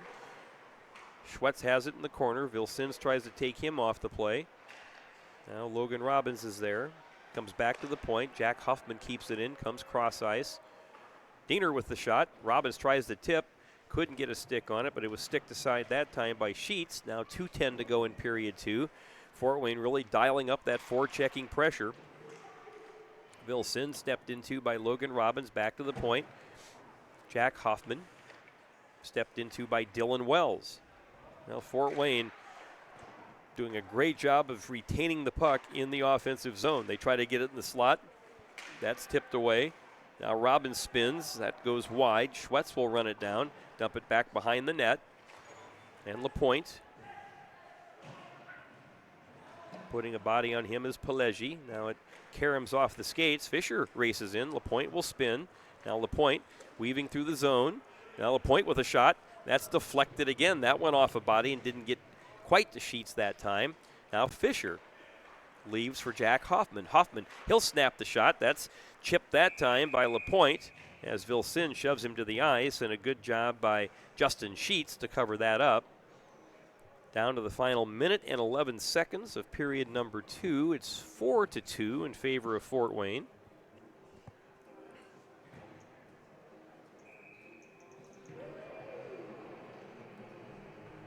Well, Clay Hightower, who scored a beautiful goal for Detroit, will take the face-off against Fisher. Goes to the half wall, comes back. Berard keeps it in. Now Fisher trying to work his magic. Slipping in from behind to poke it away was Pizzo. And now, as Kostecki tries to work his way in, what a battle he has with Berard. They go to the wall. Goes into the corner. Now Fisher stepped into by Kostecki. We're under a minute to go in period 2. So Fort Wayne looks for the breakout. Good pass that just caroms off the boards to Behrens. Oh, Behrens to Fisher. Poked away, but now stepping into it and trying to make the play is Steele. Fisher joins him behind the net. Pizzo is in there. So you've got a 4-man joust for the puck right behind the net. And Fort Wayne comes away with the puck. One-timer that time by Fisher, and it goes right into the chest of Justin Sheets with 30 seconds to go. Fisher knows he had a glorious opportunity, and he thanks Behrens for a tremendous pass. Yeah, good job by Tom's Behrens getting it out towards the face-off circle as he was down behind the goal line. Fisher with a good chance, but another good save there by the goaltender Sheets. Emmy Johnson on the draw against Hightower, who has logged a lot of ice time. In fact, most of these Detroit players have, with 12 skaters tonight. Now Trey Hoffman in the corner. Pinched by Hightower. Down to the final 16 seconds. And they're just scrumming along the wall as Detroit is looking to survive the remainder of this period. Clock winding down to 6 seconds. Emmy Johnson bumped off the play by Schleckmeyer. Now behind the net, we are down to the final second, and that will do it. So we have completed 2 periods of play. An exciting period again. Shorthanded goals have been the order of the day, so after 40 minutes of hockey, the Spacemen lead Detroit by the score of 4-2. We'll take a break and recap second period action. You are watching Spacemen Hockey on the Fort Wayne Spacemen Broadcast Network. The Acme Bar and Grill, where neighbors meet. A Fort Wayne tradition since 1941. We feature nightly dinner specials along with our iconic pizza, wings, and pork tenderloins, and barbecue in our family-friendly atmosphere with a retro flair. Additionally, we offer a full bar with 26 beers on tap from various Midwest breweries. We also have an area perfect for private events such as meetings, reunions, and banquets that holds up to 50 people. The Acme Bar and Grill, located in the heart of East State Village, where neighbors. For every victory, for every highlight, for every team in the Summit Athletic Conference, we've got you covered. Like, follow, and subscribe for all the latest. Parkview Sports Medicine's integrated sports medicine team is built to serve the needs of all athletes in all sports. Our team's only goal is to improve athletes in every facet. PSM offers performance training to help athletes get better on the field, dedicated athletic rehabilitation and physical therapy to help them get better off of it, certified athletic trainers in our PSM schools providing daily support to our athletes, and a specialized orthopedic walking clinic when injury strikes. Call 260-266-4007 to speak to our care navigators or visit parkviewsportsmedicine.com to learn more about what we can do to improve athletes at all levels. Joint pain, sprains, strains, or a possible broken bone? Make the Parkview Ortho Express walk-in clinic your first stop when you have an orthopedic or sports injury. Parkview Ortho Express, located at the Sport One Parkview Fieldhouse, gives you access to quick care and orthopedic physicians when you need it most. Get x-rays, treatment, and referrals to Parkview Care, all in the convenience of a walk-in clinic.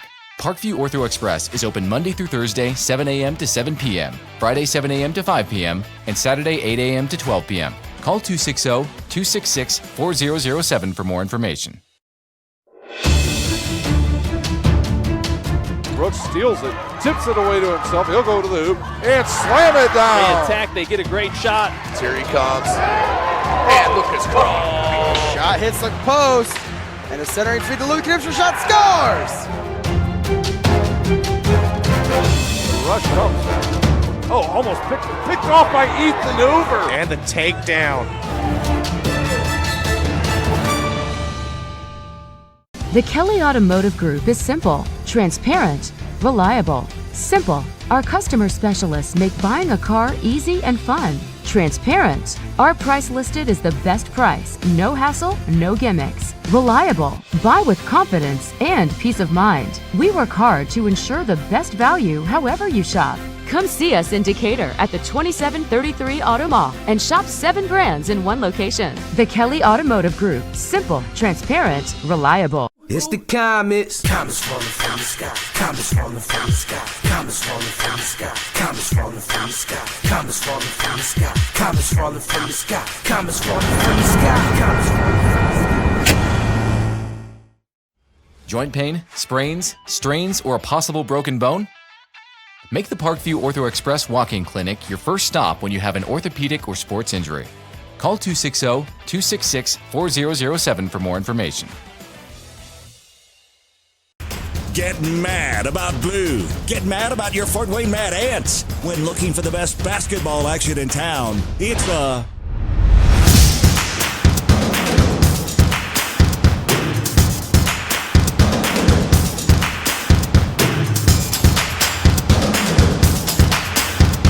Go to FortWayneMadAnts.com for the complete game schedule. See your Fort Wayne Mad Ants in action.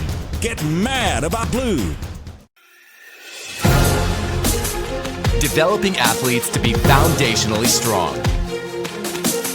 Healthy and consistent training. Expert staff. Long-term athletic development. Parkview Sports Medicine Performance. Any athlete, any age, any skill level. Welcome to the Summit City, home to the 260's dedicated high school athletes and fans. Each victory and celebration captured by our cameras. Treasure the highlights from the Summit Athletic Conference this season, or complete games live or on demand. After all, nobody's more proud to call Fort Wayne home than SummitCitySports.com.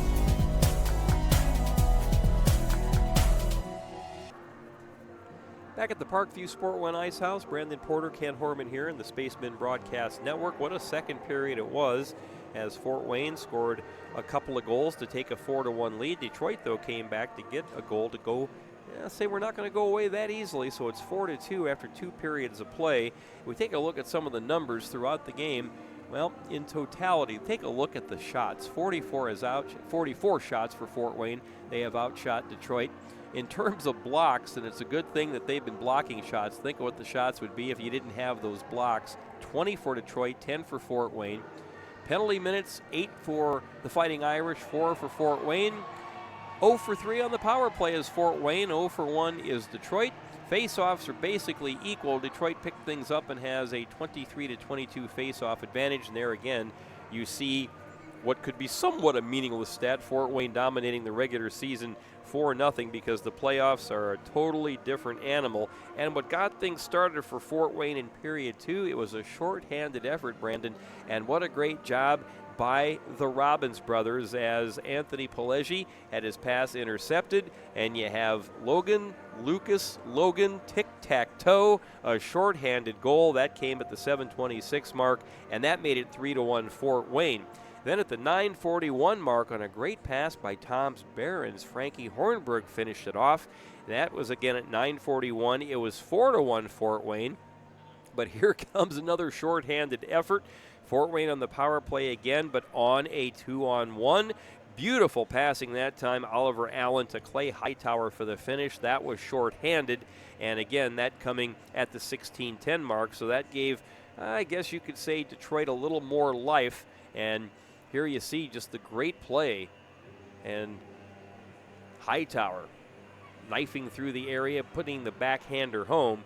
So that put a little more hop on the step of the Fighting Irish. We talked about it throughout the game. They only are going with 12 skaters tonight, so they are shorthanded in terms of personnel. So Logan Robbins shorthanded from Lucas Robbins, Frankie Hornberg from Tom's Barons, and then Clay Hightower from Oliver Allen shorthanded for Detroit. That's where we stand after 40 minutes, 4-2 Fort Wayne. Penalties in the period. Schleckmeyer had a hooking penalty for Detroit at 2:05. Austin Buck a hook at 6:37. And then Jay Kostecki, a tripping penalty at 14:58. Shots on goal, again, an overwhelming Fort Wayne advantage, 24-7. So again, we pointed that out. They have outshot Detroit so far in this 44-12. And you can only imagine where this game would be score-wise instead of 4-2 if not for all of the Detroit block shots and if not for the sensational goaltending of Justin Sheets. Just tremendous stuff. Yeah, he's doing a really good job coming over, cutting down the angles, really making sure he's square to the puck on almost every shot he can.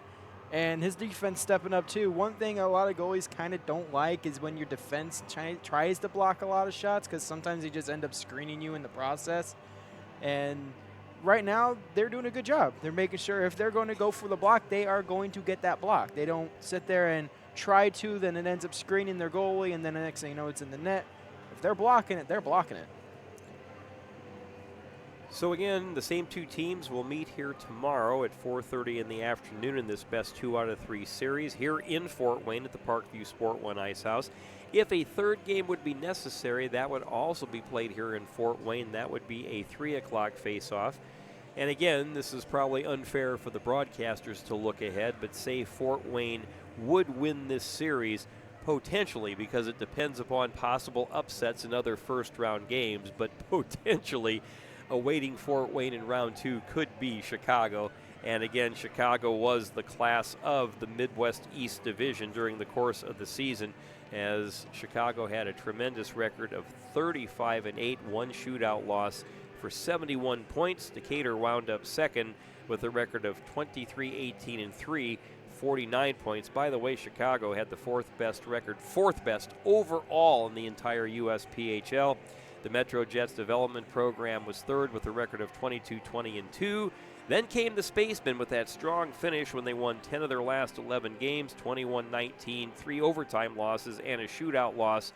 Detroit checked in at 12 wins, 30 losses, 2 of them overtime losses for 26 points. So overall, Fort Wayne had a 20-point advantage over Detroit in the regular season. The Midwest Blackbirds finished 12-32, and what a rough year for Michigan, 4-39-1.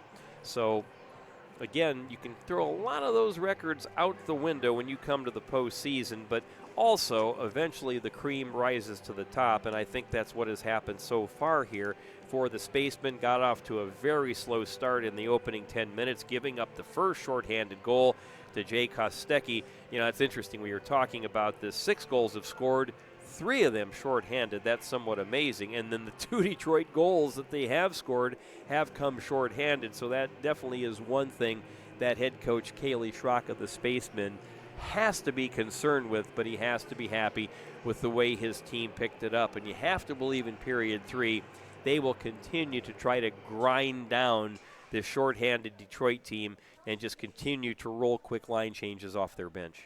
Yeah, eventually they're going to wear down Detroit, and as the game goes on, being down 12, only using 12 skaters, And Coach Schrock, as you mentioned, doing a good job rolling the lines, making sure they're not out there for a minute 30, 2-minute shifts.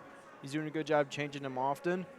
and that's going to keep their guys a lot fresher as we get set for the third period. And the other thing that will take a toll is when you have a shot disparity as drastic as 44-12, that will weigh heavily on the goaltender, and then you factor in those unbelievable amount of blocks, 20 block shots, that will wear down Detroit players as well, primarily their defensemen. So we'll see what period number 3 holds in store. We're going to take a break, and we'll be back to start the third period. Fort Wayne leads Detroit 4-2. You're watching Spacemen Hockey on the Fort Wayne Spacemen Broadcast Network. Thank you for supporting Summit City Sports. For the last several years, we've provided the Fort Wayne community and beyond with coverage of a variety of sports, thanks to our title sponsorship from Parkview Sports Medicine. Since we began in 2015, our annual budget has covered the cost of videographers and commentators to over 300 plus games each year, new equipment and maintenance of that equipment, along with increased broadcast rights fees from the IHSAA. This season, we're reaching out to friends, families, and local businesses for additional sponsorships and donations. You can help us grow and get coverage to your favorite team or sport. A Summit City Sports sponsorship or donation will help make that happen. We have the goal of bringing fans live stream games of every SAC game we cover. With the additional funds, we'd invest in mobile internet devices, allowing us to bring our supporters every SAC conference football and boys and girls basketball games live, as well as more coverage for sports like cross country, tennis, golf, swimming, wrestling, track and field, baseball, and softball. For more information on sponsorships or how to donate, visit summitcitysports.com.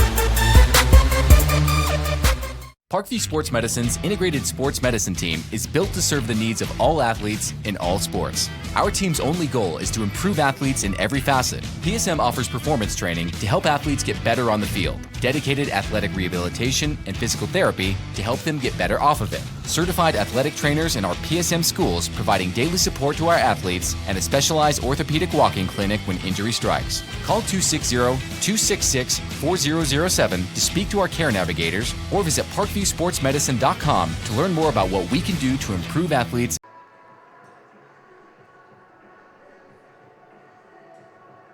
The Acme Bar and Grill, where neighbors meet. A Fort Wayne tradition since 1941. We feature nightly dinner specials along with our iconic pizza, wings, and pork tenderloins, and barbecue in our family-friendly atmosphere with a retro flair. Additionally, we offer a full bar with 26 beers on tap from various Midwest breweries. We also have an area perfect for private events such as meetings, reunions, and banquets that holds up to 50 people. The Acme Bar and Grill, located in the heart of East State Village, where neighbors.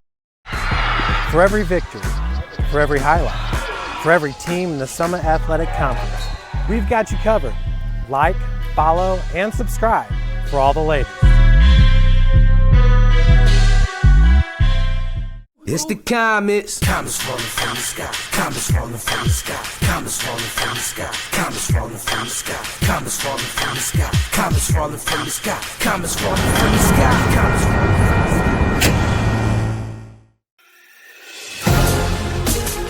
Developing athletes to be foundationally strong. Healthy and consistent training. Expert staff. Long-term athletic development. Parkview Sports Medicine Performance. Any athlete, any age, any skill level.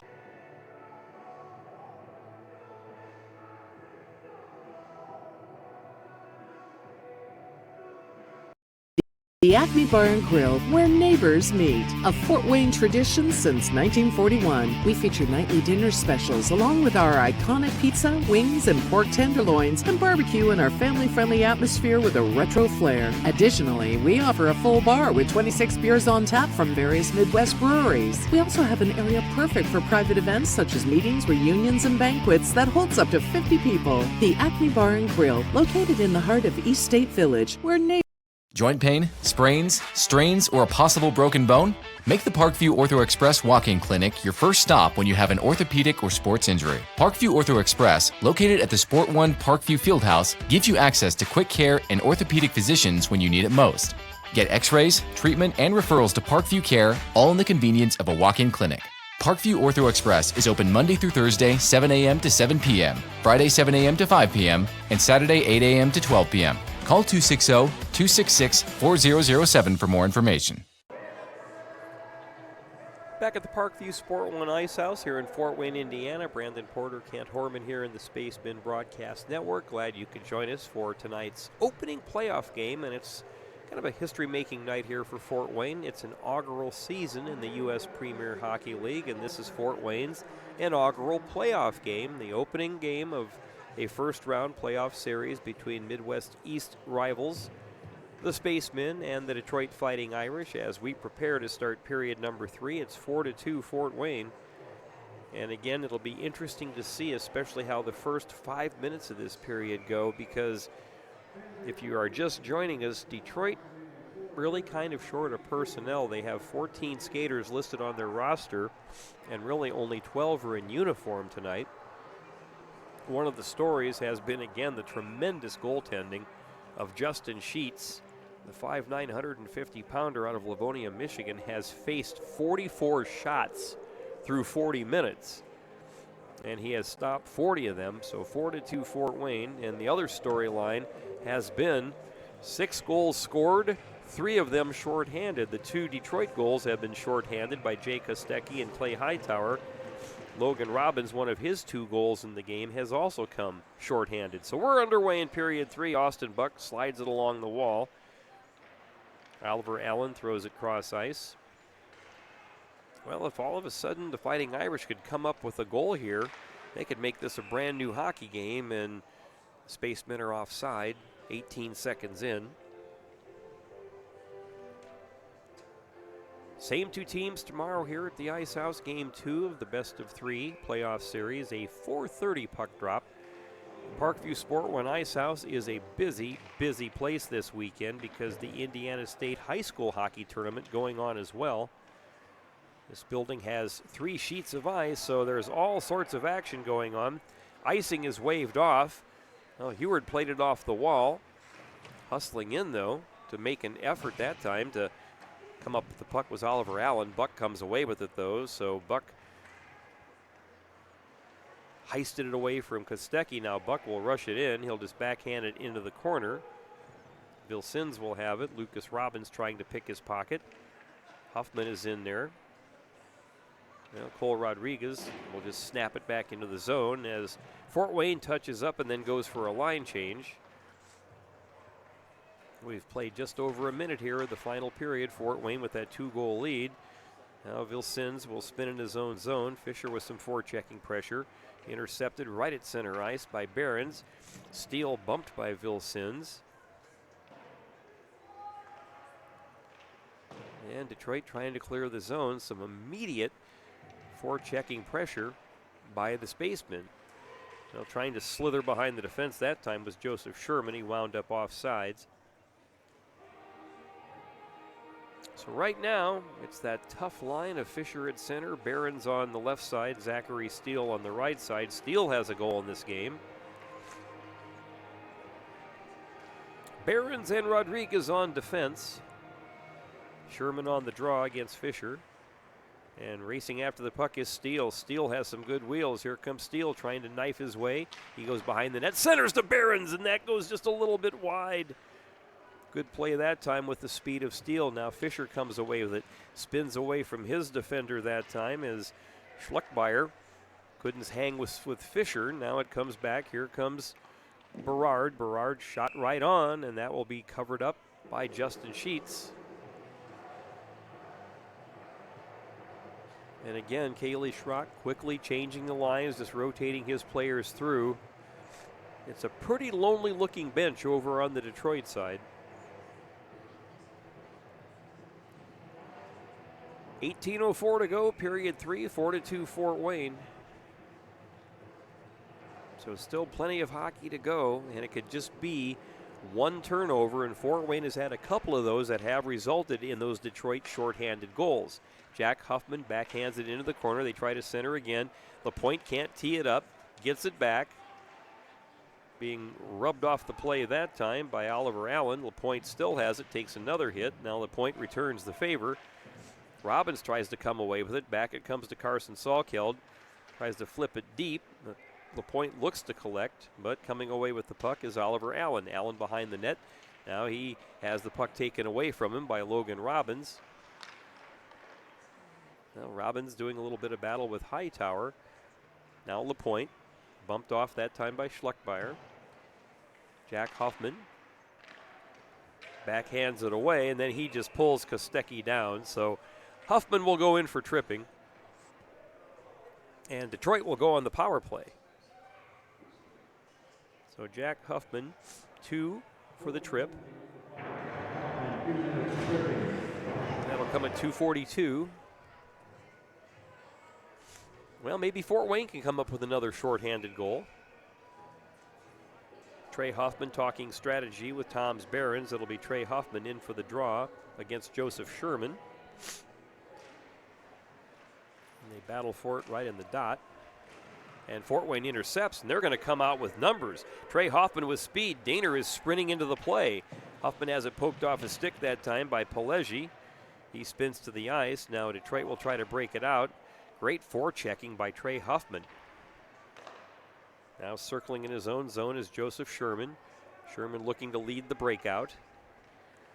He'll bank it off the wall into the corner and then chase after it. Get it along the wall. Barons is able to clear the zone. Again, Trey Huffman tries to put the big hit that time on the Detroit player. Both go heavily to the ice. Intercepted. There's a drive, and that will carry him up into the netting. So Trey Huffman delivered a big hit that time to Anthony Pelegi. And again, Fort Wayne changing troops. 1:16 left in the Detroit power play. LaPointe against Hightower.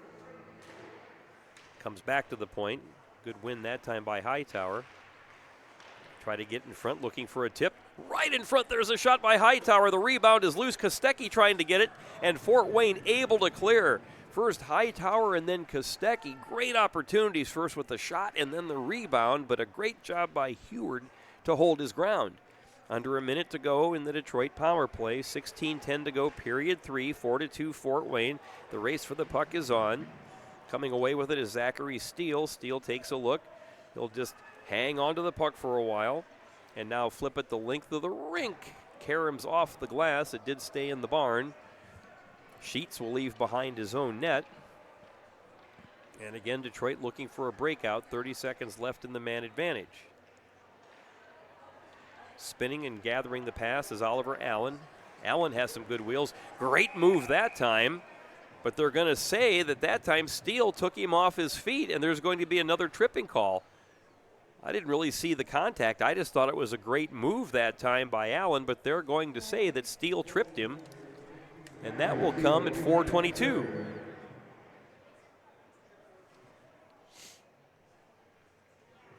And to me, it kind of looked like a bit of a hip check, but linesman must have saw a different angle than we did. As he rules, it was a tripping. 5-on-3 power play for Detroit. But as you mentioned, the theme when it comes to power players right now are shorthanded goals. Well, it's 20 seconds, and they don't like the way the puck was dropped. Came over to Austin Buck, and he ripped it the length of the rink. So they'll drop it again between Oliver Allen and Kevin LaPointe. 1 second came off the clock, so now it's 19 seconds of two-man advantage power play time for Detroit. So this is a key moment of the game. Plenty of hockey left. LaPointe able to draw it back. Daner will have it behind the net. Can Fort Wayne clear? Now you see nothing but black shirts all around the puck. It comes back. Hightower manning the point. Comes cross ice. Vilsins with a shot. That got a piece of Heward and maybe a little piece of the pipe. Well, now one of the power plays is over, so it's 5-on-4. Hightower circles. Up top. Comes toward the side. Now Hightower takes a return pass, skates in at the side of the net. Stick save that time by Heward on the shot by Vilsins. Can Logan Robbins clear? Yes, he gets it to center, where Hightower has to regroup. And here come the Fighting Irish. Hightower, the captain, intercepted by Buck. Now circling to get the puck in his own zone is Joseph Sherman. That's flipped high into the Fort Wayne zone. Buck is the first one to arrive. Plays it along the wall. Pizzo tries to come back to the point. And a good job that time by Robbins to poke it away from Dylan Wells. But here come the Fighting Irish with another bid. Lane Stewart. Good play by Daner to intercept that and just dump it into open ice. Quick changes now for Fort Wayne. 36 seconds left in the power play. 14-12 to go, period 3. Fort Wayne holding on to the 2-goal lead, 4-2. Berard steps into his man. Ringing around the wall, but kept in that time. Well, briefly it was kept in by Pelegi. He's being hounded by Tom's Barons. Now intercepted by Barons. Barons going up against Schleckmeyer. And he scores another shorthanded goal. What a play that time. Barons looked like he maybe slithered a backhander in there. Well, you called it. All you got to do is be shorthanded. And Fort Wayne has done it again. This coming at 6:09. Barons. 4 shorthanded goals in this game, 2 for each team. That's obviously quite the opposite of what you expect of a power play. And at one point, it was a 2-man advantage.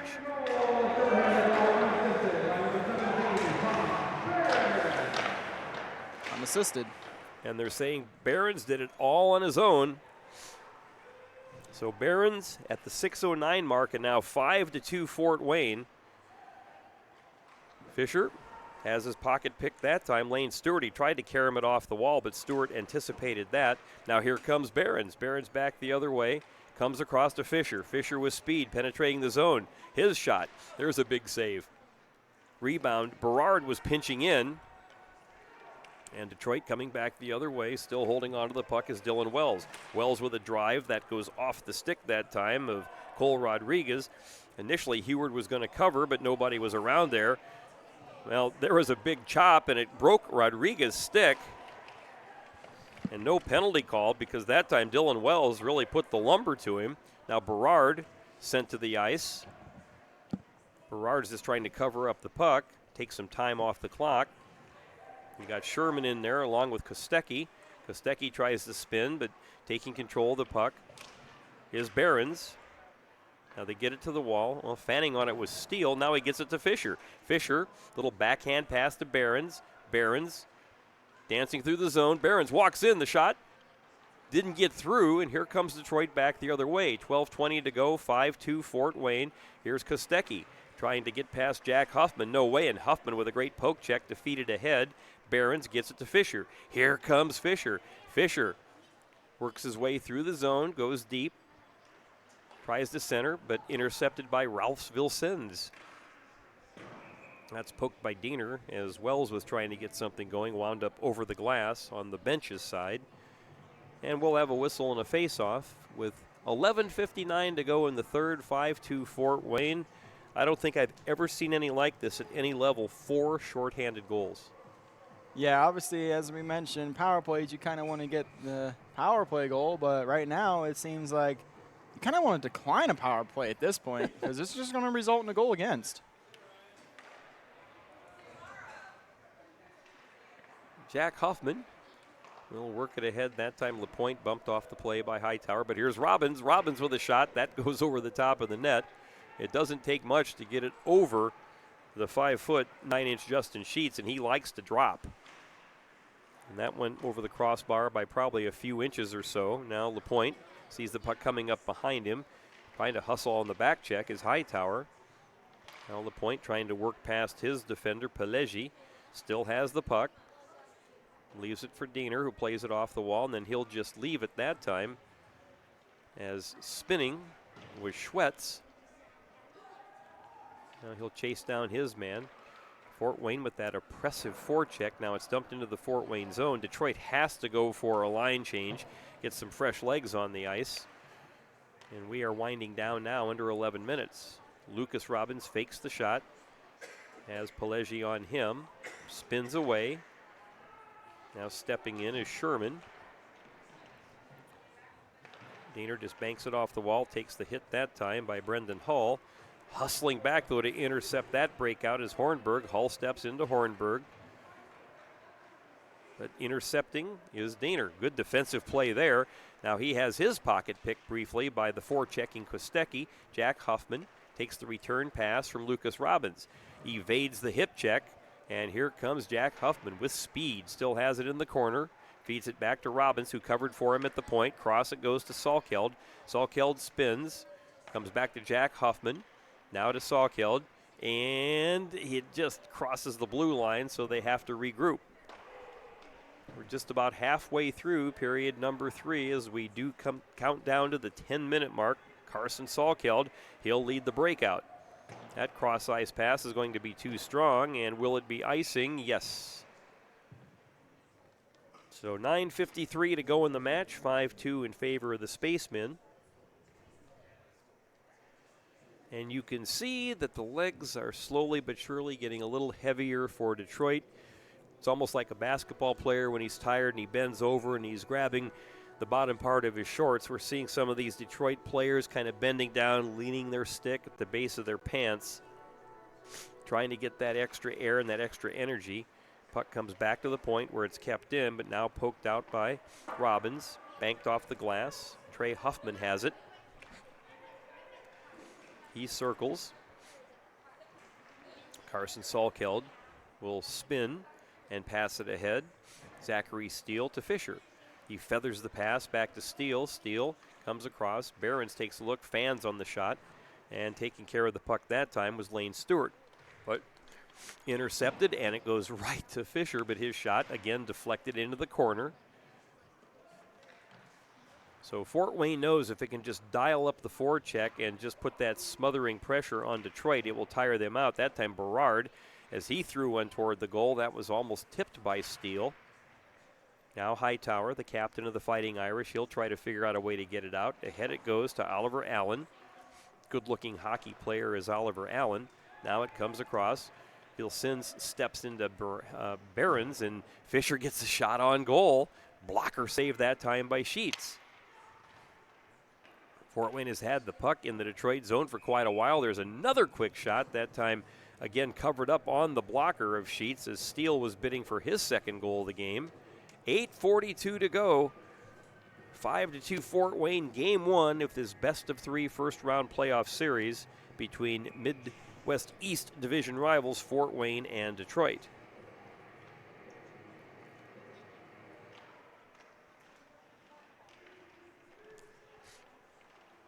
And Fort Wayne again comes away with the puck.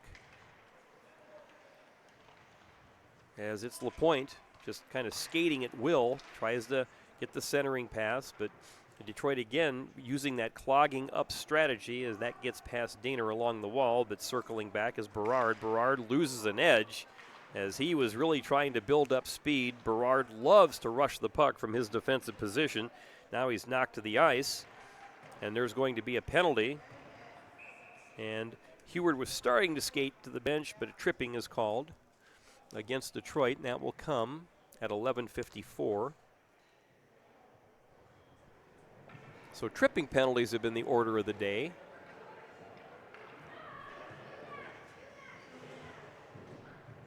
In fact, all 3 penalties in this period have been tripping penalties.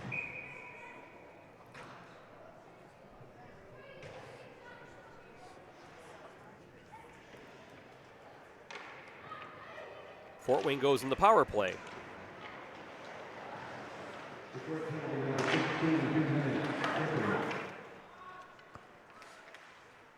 Well, we'll just be honest. What's going on is we talk about how undermanned that Detroit is. They do have a player wearing number 16. He is nowhere on the roster, not the roster we were issued, not on the lineup card. So a phantom player, 2 minutes for tripping, and that comes at the 11:54 mark. So it's another power play for the Spacemen. We are down to 7.5 to go. Buck comes across to LaPointe. LaPointe Behind the net to Fisher. Fisher takes his time. Bumped by Hightower. Comes back to the point. Buck just taking his time. They want to get that quality shot. Schwetz dancing in. Tries to throw it through the goal mouth and get it back to Fisher. And Fisher does manage to get the puck. He walks in. He takes a look. But again, 2 Fighting Irish are on him, so Fisher puts the brakes on. Cross-ice pass is intercepted by Hightower, and he'll throw a bouncing shot on goal, so Heward had to be ready for that. Still 46 seconds left in the Fort Wayne power play, and here comes Fisher. Fisher gets by Kostecki. Fisher takes it into the zone, and looked like he was offside. They're calling too many men. Wow.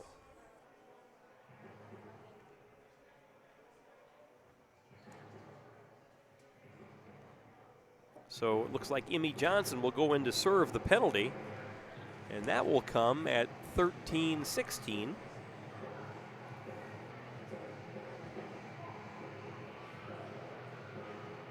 Well, that will negate the Fort Wayne power play. So they will play 4-on-4.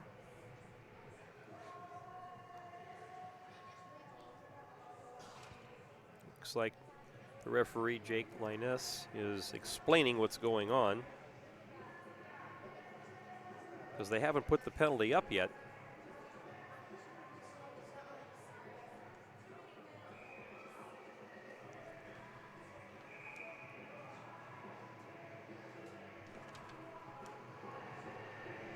Well, they're waiting for them to put a penalty up there, and they have.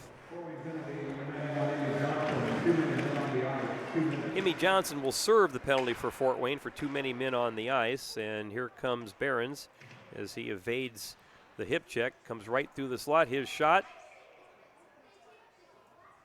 and it looked like it caromed off the pipe and up into the netting and then down into the corner. So 6:30 left in the hockey game, 24 seconds left in the penalty to Detroit, a minute 46 left in the Fort Wayne penalty, so Detroit will wind up with some power play time here in 24 seconds. Vilsins off the draw, leaves it to Hightower, and Hightower tries to work it ahead. And that time hustling in with speed was Pizzo, but he had his pocket picked, and now here's Behrens. Behrens is so strong with the puck. So Fort Wayne trying to make something happen, 4-on-4. Berard got caught, and now it's going to be a power play for the Fighting Irish for a minute and 20 seconds. Weaving his way through is Oliver Allen. He tries to center. That's deflected. There's a quick shot. Intercepted that time by Diener. What a great play by Justin Diener to put the skates out. And that attempt by Pizzo as he was trying to get a shot on goal or get it deep. Now a minute to go in the man advantage. That time good back check by Fisher to body off Kostecki, and Fort Wayne able to clear the length of the rink. And we're getting to that point where time is starting to become the friend of the Spacemen with 5.5 to go, and Fort Wayne with a 3-goal lead, 5-2. That time Allen's attempt to get the puck deep stopped in the neutral zone. Fisher a magician with the puck on his stick. He'll just take his time, skate it back behind his net, put the brakes on, and then Fisher just finds a seam and sends it the length of the rink. Flagged down by Justin Sheets, the Detroit goaltender. 5 minutes even to go here in period 3. 5-2 Fort Wayne. Brandon Porter, Kent Horman here in the Spacemen Broadcast Network. Great poke check by Fisher. Fisher trying to get past Oliver Allen in a battle of number 20s. Now it's back in the Fort Wayne zone. That should do it, though, for the Detroit power play. Now here comes Fisher. And to head to LaPointe. LaPointe going 1-on-2. LaPointe trying to get through the zone, just basically piles over the Detroit defender who pulled his stick out of his hand. Schwetz steps into his man. Now we're down to 4.5 to go. Austin Buck will race after the puck. Pressure put on him by Ralph Vilsins. And it's to the point where Detroit is almost going to have to send everybody if they can get the puck deep. Bumped off the play that time. Brendan Hull takes his man LaPointe out of the play. Racing back to get the puck is Carson Salkeld. Cross ice to Jack Huffman to Kevin LaPointe.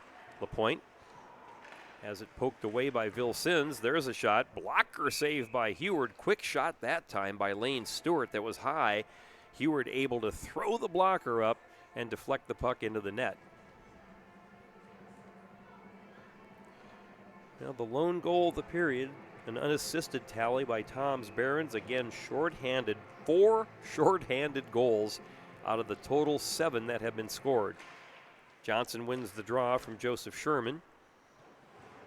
Now Hornberg, who has a pretty goal tonight, just kind of chipped it across to Carson Salkeld. That's too strong for Lucas Robbins. Racing back after it is Palegi, and he will start the breakout with speed. Here he comes. Tries to come to center, but he's going to have to deal with 3 different Fort Wayne players. Trey Hoffman gives up his body to block that play. Down to 3.5 to go. Now Hornberg stops it along the wall. Forechecking pressure by Joseph Sherman. Salkeld guides it along the wall. Lucas Robbins spins away from the check that time by Lane Stewart. And here comes Robbins. Robbins penetrating the zone. Trying to knife his way through the goal mouth, the backhander. Good job by Sheets to hold his post and not let the puck slide past on the short side. Now Fort Wayne has just had suffocating pressure in the offensive zone. One-timer that time by Huffman was blocked before he could get through. Under 3 to go. That time Hull tried a little bit of a toe drag, but Carson Salkeld poked that into the corner. Salkeld and Hull go to the wall. Trey Hoffman tries to clear, kept in briefly by Hightower. Now it's Hornberg, just throws it back to center ice. Vilsins will spin in his own zone. Now down to 2.5 minutes left in the game. Just flip that on a hop. Heward will glove it, and he'll just hang on for the faceoff.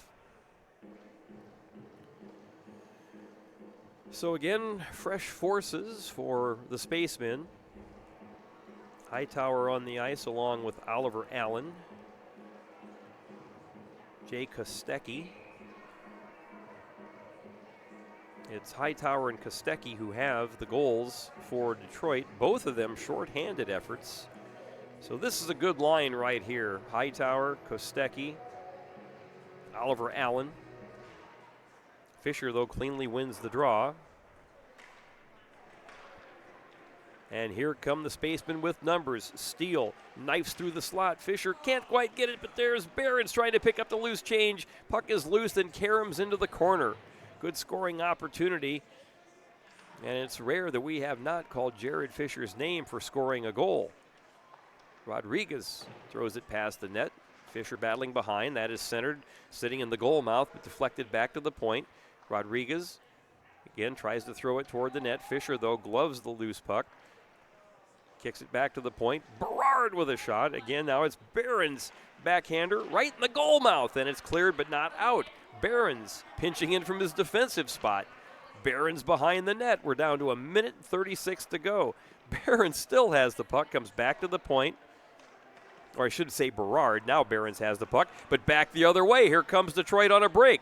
Looking, shooting, and great save that time by Heward as he denies Oliver Allen on the breakaway with the great left leg save.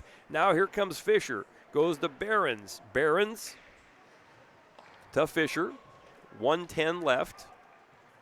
And here comes Detroit trying again for a final breakout. Good back check that time by Fisher. As Oliver Allen is exhausted out there. We're under a minute to go. Here comes Fisher, weaving in the zone. Good poke check that time by Giuseppe Pizzo. They're just battling along the wall. Down to the final 44 seconds of the hockey game. Diener feeds it along behind the net. As they try to center, Schwetz was on the doorstep, but it again was deflected for a face-off. Well, down to the final 37.9 seconds. What an effort it has been for the Spacemen. They got off to a bit of a slow start the first 10 minutes, but they have turned it on ever since.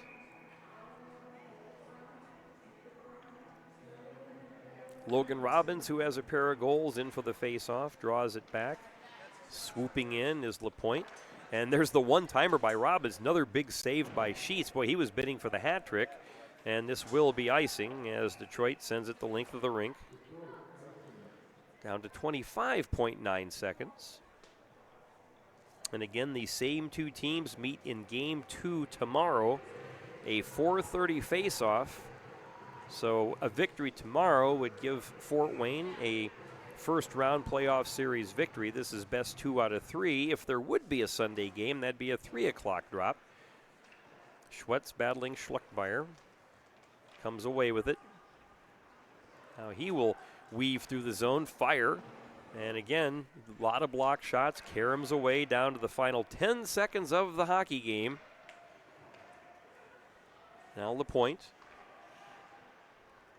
Down to 4 seconds, and Salkeld no real interest in another shot. The point hangs on, and that will do it. The final horn sounds, and the Spacemen have come away with a first-round victory as they leave the bench to congratulate Michael Heward on a job well done. Detroit also giving Justin Sheets all the credit in the world. 5-2 Spacemen. We'll take a break and wrap it up from the Parkview Sport One Ice House. You are watching Spacemen Hockey on the Spacemen Broadcast Network. The Acme Bar and Grill, where neighbors meet. A Fort Wayne tradition since 1941. We feature nightly dinner specials along with our iconic pizza, wings, and pork tenderloins, and barbecue in our family-friendly atmosphere with a retro flair. Additionally, we offer a full bar with 26 beers on tap from various Midwest breweries. We also have an area perfect for private events such as meetings, reunions, and banquets that holds up to 50 people. The Acme Bar and Grill, located in the heart of East State Village, where neighbors. For every victory, for every highlight, for every team in the Summit Athletic Conference, we've got you covered. Like, follow, and subscribe for all the latest. Parkview Sports Medicine's integrated sports medicine team is built to serve the needs of all athletes in all sports. Our team's only goal is to improve athletes in every facet. PSM offers performance training to help athletes get better on the field, dedicated athletic rehabilitation and physical therapy to help them get better off of it, certified athletic trainers in our PSM schools providing daily support to our athletes, and a specialized orthopedic walking clinic when injury strikes. Call 260-266-4007 to speak to our care navigators or visit parkviewsportsmedicine.com to learn more about what we can do to improve athletes at all levels. Joint pain, sprains, strains, or a possible broken bone?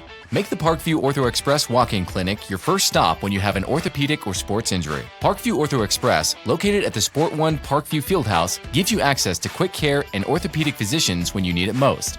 Get x-rays, treatment, and referrals to Parkview Care, all in the convenience of a walk-in clinic. Parkview Ortho Express is open Monday through Thursday, 7 a.m. to 7 p.m., Friday, 7 a.m. to 5 p.m., and Saturday, 8 a.m. to 12 p.m. Call 260-266-4007 for more information. Brooks steals it, tips it away to himself. He'll go to the hoop and slam it down. They attack, they get a great shot. Here he comes. And Lucas Crawl. Shot hits the post. And the centering feed to Luke Gibson. Shot scores. Rush comes. Oh, almost picked off by Ethan Hoover. And the takedown.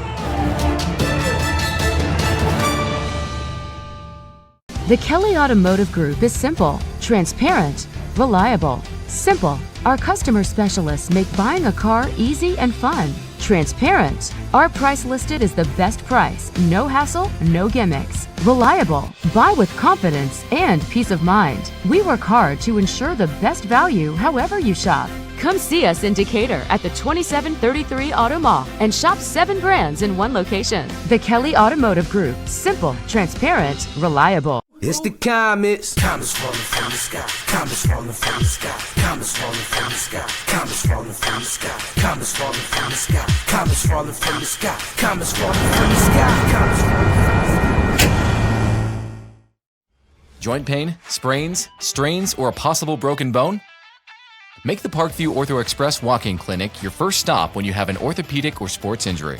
Call 260-266-4007 for more information. Get mad about blue. Get mad about your Fort Wayne Mad Ants. When looking for the best basketball action in town, it's the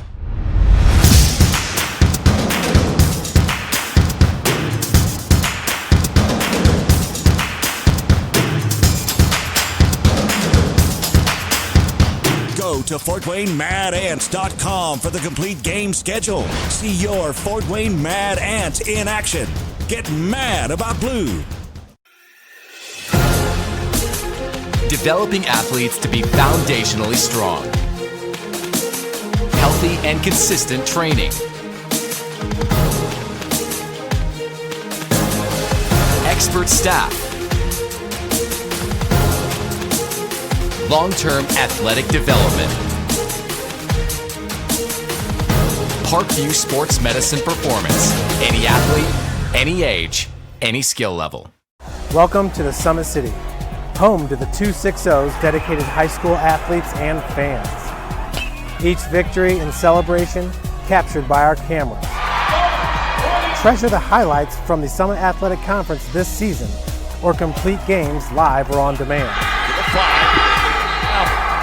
After all, nobody's more proud to call Fort Wayne home than SummitCitySports.com.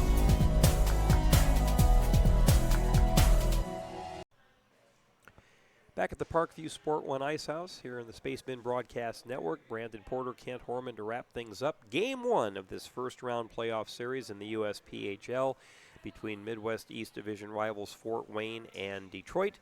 And the Spacemen prevail in this opening game by the score of 5-2. Take a look at those total shots. In the third period, Fort Wayne outshot Detroit 12-4, and for the game, look at that total, 56-16. That's just amazing. And think about what it would have been if not for the 27 block shots by Detroit to 17 for Fort Wayne. Each team with 10 penalty minutes, and each team was over 4 in the power play. Face-offs were even at 31 apiece. And to pick up the scoring in the third period, the lone goal was Tom's Barons, a shorthanded effort, unassisted at 6:09.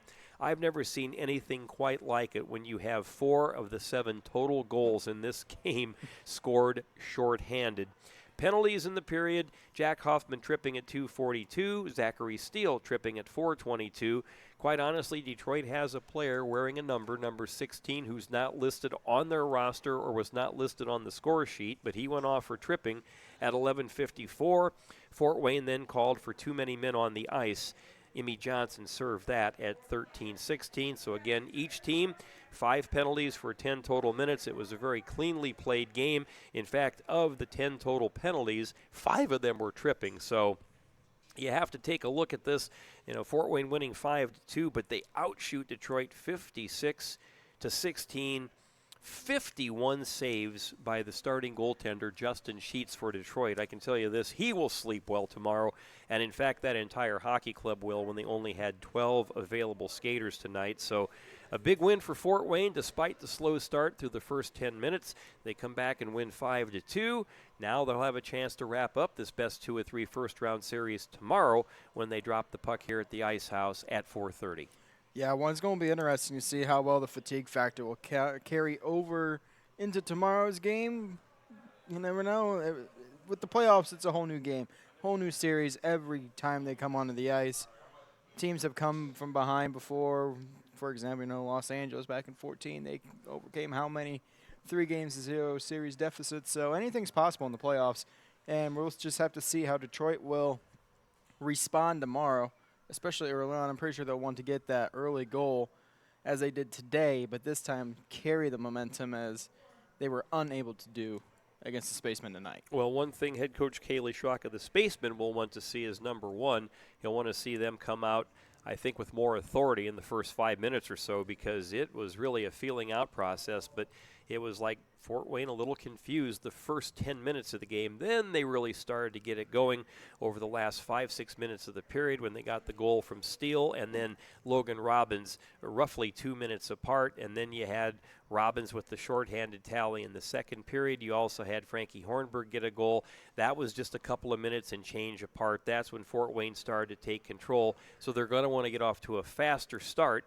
And then they're going to make sure they don't want to give up shorthanded goals tomorrow. But I would have to say, all things being equal, Kaylee Schrock had to be happy with the fact that his team did kick it into gear. There probably were some jitters, first ever playoff game, and they win a big game 5-2. Detroit tomorrow, though, will have to play with desperation. It's an elimination game.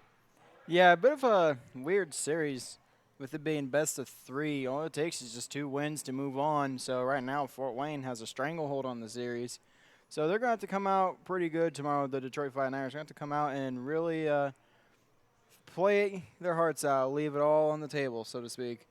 Well, we'll have a opportunity for Fort Wayne to wrap the series up tomorrow. Can Detroit survive? They'll be playing with a lot of desperation. We shall see. Again, Game 2 of this best-of-3 series from the Parkview Sport 1 Ice House will start at 4:30 tomorrow afternoon. That will do it for tonight's broadcast of Spacemen Hockey. For Brandon Porter, my name is Kent Horman. Thank you so much for joining us. And once again, the final score of tonight's USPHL playoff game, the Fort Wayne Spacemen 5 and the Detroit Fighting Irish 2. You've been watching Fort Wayne Spacemen Hockey on the Spacemen Broadcast Network.